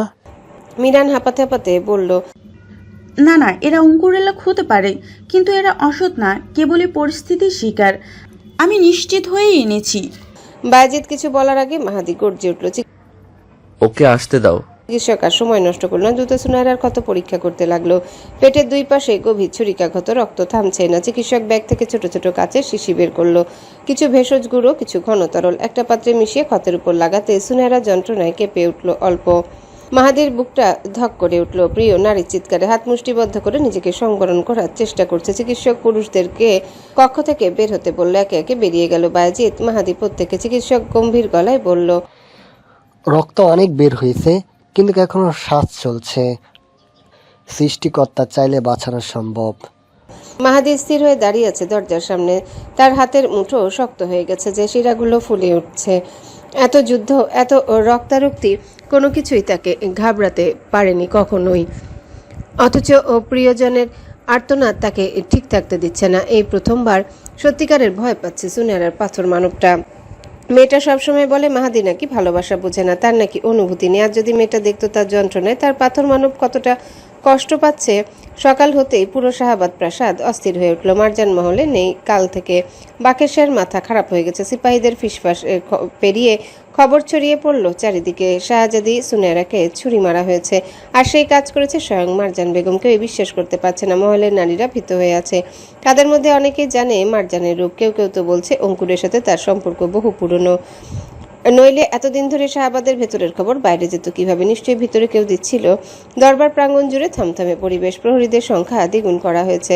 বায়েজিদ রীতিমতো ক্ষিপ্ত হয়ে উঠেছে। তার চোখ মুখ শক্ত।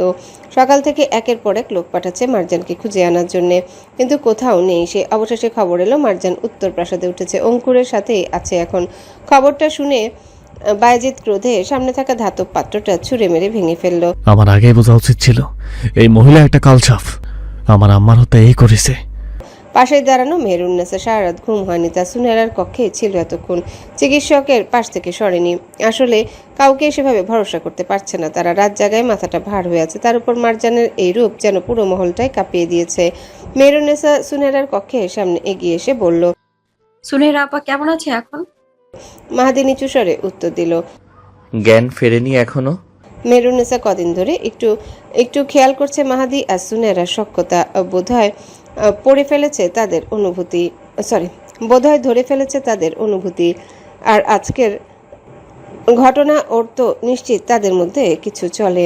চিন্তা করবেন না, আপা ঠিক হয়ে যাবে।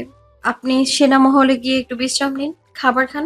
আমার কথা শেষ করার আগে মেহরুন্নেসার মাথা চক্কর দিল, চারিপাশ কেমন ঝাপসা লাগতে শুরু করলো, কানের ভেতর ভো ভো শব্দ হচ্ছে। নিজের কপালে হাত রাখলো। বাইজির সঙ্গে সঙ্গে এগিয়ে এলো। মেহের, কি হয়েছে তোমার? খারাপ লাগছে? মেহরুন্নেসা কিছু বলতে গিয়েও পারল না।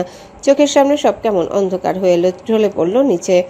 মেহের, বাইজিৎ দ্রুত ধরে ফেললো তাকে। মহলে এবার হুলস্থুল পড়ে গেল। দাসীরা দৌড়ে এলো। রত্নপ্রভা আতঙ্কিত হয়ে পানি আনতে গেল। বাইজিদের মুখ ফ্যাকাশে হয়ে গেছে, বারবার ডাকছে মেহের চোখ খুলো। তৎক্ষণাৎ মহিলা হেকিম ডেকে আনা হলো। বয়সী মহিলা, মাথায় সাদা ওড়না পেঁচানো। তিনি কিছুক্ষণ মেহরুন্নেসার নাড়ি পরীক্ষা করলেন, কপালে হাত রাখলেন। কিছুক্ষণ চুপ করে থেকে মুখ তুলে তাকালেন বায়েজিদের দিকে। তার ঠোঁটে ক্ষীণ হাসি ফুটে উঠল। ভয়ের কিছু নেই শাহজাদা। বায়েজিদ উৎকণ্ঠিত গলায় বলল। তাহলে হঠাৎ জ্ঞান হারালে কেন? হেকিম উৎফুল্ল স্বরে বললেন। সম্রাজ্ঞী মা হতে চলেছেন। হেকিমের কথা শুনে বায়েজিদ পাথর হয়ে গেল নিমিষেই। চোখ জোড়া চিকচিক করে উঠল। আবেগ আপ্লুত হয়ে উঠে পুরুষটা। রত্নপ্রভার চোখ বড় বড় হয়ে উঠল। দাসীরা একে অপরের মুখের দিকে তাকাচ্ছে, আঁচলে মুখ ঢেকে। এত ভারী খুশির সংবাদ। বায়েজিদ স্থির চোখে তাকিয়ে আছে মেহরুন্নেসার দিকে। তার চোখ ভিজে উঠল। কাপা হাতে মেহরুন্নেসার কপাল ছুঁয়ে দিল। তার বুকের ভিতর হঠাৎ অদ্ভুত এক অনুভূতি ছড়িয়ে পড়ছে। তাদের ভালোবাসার একটা অংশ পৃথিবীতে আসছে। বিবাহ বন্ধনে আবদ্ধ হওয়ার পর থেকে একের পর এক বিরোধ লেগেই আছে মহলে।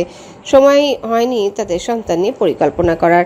তার ভালোবাসা, তার মেহেরের মধ্যে থেকে আরেক টুকরো সুখ দুনিয়ায় আসছে। এই খুশি বায়েজিদ রাখবে কোথায় আজ? মেহরুন্নেসা নিভু নিভু চোখে তাকায়। সামনে এত লোকজন দেখে একটু ঘাবড়ায়। আচমকা বায়েজিদ সকলের সামনে হুড়মুড়িয়ে জড়িয়ে ধরে মেহরুন্নেসাকে। উপস্থিত সকলেই হতভম্ব শাহজাদার এমন কাণ্ডে। দাসীরা আঁচলে মুখ ঢেকে সরে যায় হাসতে হাসতে। হেকিম মহিলা হাসে।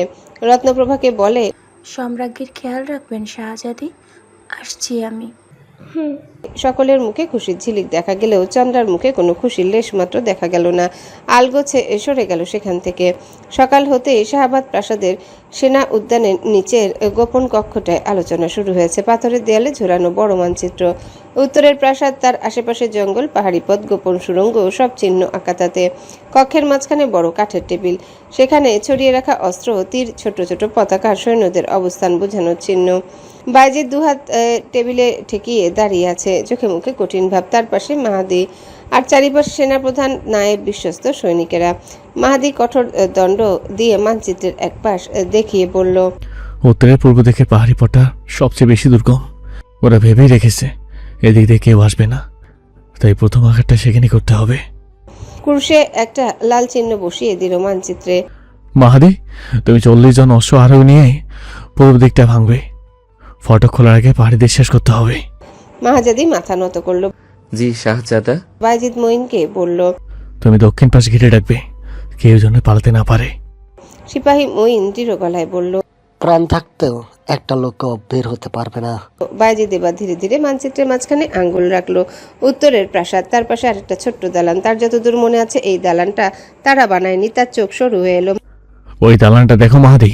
মাহাদি চিত্রটার দিকে মনোযোগ দিল। চোয়াল শক্ত হয়ে উঠল তার। শাহজাদা, এই দালানটা জমিদার কর্তৃক বানানো নয়, এটা অঙ্কুর গড়েছে। খবর আছে ওখানেই রাখা হতো আমাদের প্রজাদের বিকৃত করার পর। অনেক রক্ত ঝরেছে, এবার হিসাব হবে। উচ্ছেদ করব ওই নরপিশাচ গোষ্ঠী। প্রত্যেক চিকিৎসা বিজ্ঞানী বাড়ি ফিরবে, তারা নিজেদের প্রতিভায় মানবজাতির উন্নয়ন করবে। তারা তখনই দরজার পাশে দাঁড়ানো মেহরুন্নেসার দিকে চোখ গেল। বায়েজিদের কালো পোশাকে আবৃত, মুখে ক্লান্তি বোঝাই যায়। বায়েজিদ ব্যস্ত হয়ে বলল, তুমি এবার এখানে কেন এসেছো? মেহরুন্নেসা শান্ত স্বরে বলল, যুদ্ধের পরিকল্পনা শুনতে। তোমার বিশ্রাম প্রয়োজন। আমার প্রয়োজন যুদ্ধক্ষেত্র। বায়েজিদ রেগে উঠল এবার। মেহের, জেদ করো না। তুমি এখন একা নও, আমাদের সন্তান বড় হচ্ছে তোমার মধ্যে। এদিকে সবটা আমি সামলে নেব। কয়েক মুহূর্ত চুপ করে রইল মেহরুন্নেসা, তারপর বলল, জানি, তবু আমি যাব না। বায়েজিদ অবিশ্বাসের দৃষ্টিতে তাকালো। মেহরুন্নেসা এগিয়ে এলো টেবিলের কাছে। এই যুদ্ধ শুধু আপনার না শেহজাদা, আমারও। আমার সন্তানের ভবিষ্যতের জন্য হলেও আমাকে এই যুদ্ধ করতে হবে। যা আমরা ভোগ করছি তা আমাদের সন্তানকে কেন করতে দেব? দেব না আমি করতে। কক্ষের সবাই নিঃশব্দে শুনল সম্রাজ্ঞীর কথা। মেহেরুন্নেসা মানচিত্রের দিকে তাকিয়ে বলল, অঙ্কুর বেঁচে থাকলে না আমার প্রজারা নিরাপদ থাকবে আর না আমার সন্তান নিরাপদ থাকবে। বায়েজিদ ফোঁস করে নিঃশ্বাস ছাড়ল। সে অনেকবার বুঝিয়েছে, গত রাতেও অনেকবার বলেছে মেহেরুন্নেসা যেন মহলেই থাকে, কিন্তু এই মেয়েকে থামানো অসম্ভব। শেষমেশ বিরক্ত গলায় বলল, ঠিক আছে, তবে তুমি আমার পাশ ছাড়া এক পা সরবে না। মেহেরুন্নেসার ঠোঁটে হালকা হাসি ফুটে উঠল। চেষ্টা করবো শেহজাদা। বায়েজিদ কপাল কুঁচকালো, পরক্ষণেই তার শিথিল হলো। যুদ্ধক্ষেত্রে যদি মৃত্যু আসে তবে তারা একই সাথে তার মুখোমুখি হবে, বাঁচলে একসাথে বাঁচবে, শহীদ হলেও একসাথে, না হয় পাশাপাশি দুটো কবর হবে। গোপন কক্ষ থেকে বের হয়ে সোজা অন্দরমহলের দিকে গেল মেহেরুন্নেসা। দাসীরা তাকে দেখে মাথা নিচু করে সরে দাঁড়ালো। বড় সভা কক্ষটায় তখন রত্নপ্রভা, নেওয়াজে আবিদ, রত্নপ্রভার কয়েকজন সখী আর মহলের কিছু নারী বসেছিল। সুনেরার ঘটনার পর থেকে পুরো মহলই ভারী হয়ে আছে, কেউ ঠিক মতো হাসে না, কথাও বলে নিচু স্বরে।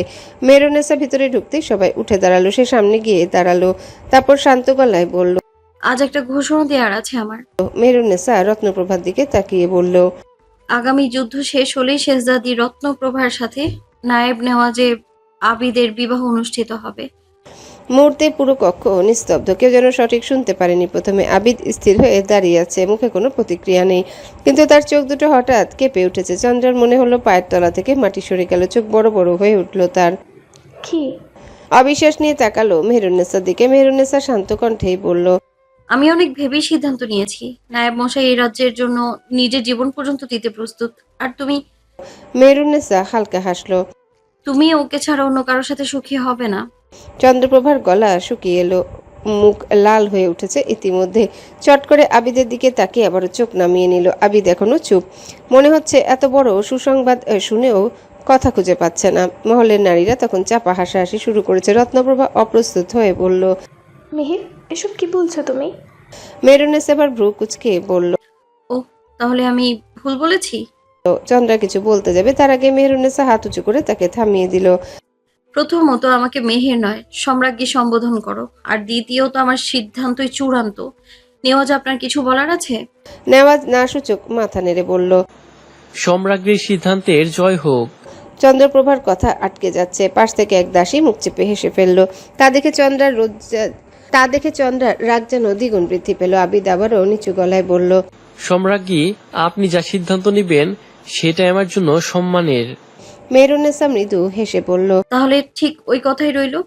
আগামী যুদ্ধ শেষে শাহবাদে আরেকটা উৎসব হবে। চন্দ্রপ্রভা চকিতে তাকালো, চোখ সরু করে ভাবল, কি বললো? যুদ্ধ? আবার কিসের যুদ্ধ? আর কবে যুদ্ধ হচ্ছে? কই ভাইজান তো কিছু বলেনি। মেহেরুন্নেসা নিজের ঘরে চলে গেল। মা হওয়ার আনন্দটা সীমাহীন, ভাবলেই কেমন অদ্ভুত সুন্দর অনুভূতি হয়, সেও মা হচ্ছে। রাত আরো গভীর হতে আবারও গোপন কক্ষে জড়ো হলো সবাই।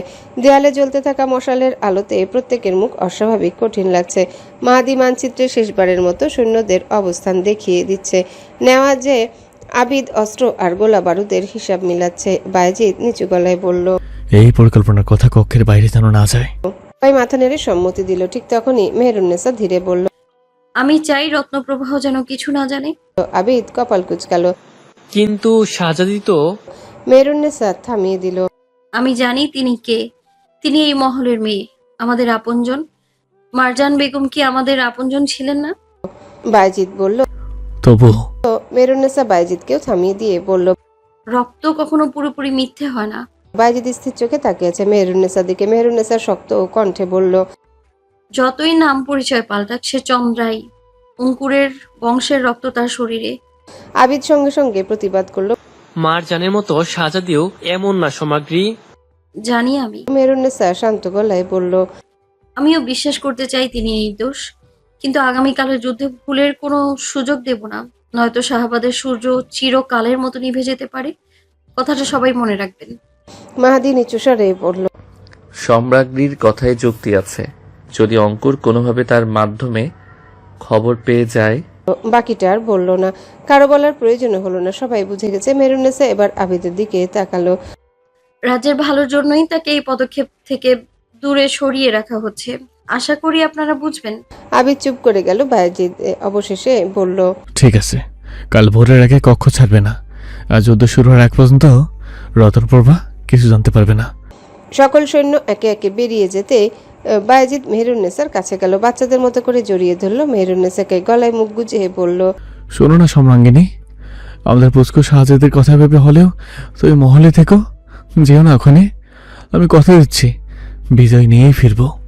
মেহেরুন্নেসা বায়েজিদকে নিজে থেকে দূরে সরিয়ে বলল, একটা শেহজাদা আসবেন, বুঝলেন? একদম আপনার মতো। ওর নাম রাখবে বীর। বায়েজিদ ফের মেহেরকে একটানে নিজের কাছে নিয়ে এলো, থুতনিতে মৃদু কামড় দিয়ে বলল, আমাদের একটা পুষ্কার তুলতুলে শাহজাদি আসবে, একদম তোমার মতো। তার নাম রাখবো জান্নাত। ইস, সেই দিন না বলেন সুনেহেরা আপার মতো দেখতে হবে? তাহলে 2টা শাহজাদি হোক। হ্যালো বন্ধুরা, পরবর্তী পার্ট খুব তাড়াতাড়ি আসবে, তো সবাই অপেক্ষায় থাকো। আর চ্যানেলটি যারা এখনো সাবস্ক্রাইব করোনি তারা পরবর্তী পার্ট দেখার জন্য চ্যানেলটি সাবস্ক্রাইব করে রেখো। ধন্যবাদ সবাইকে, আমাদের সাথেই থেকো।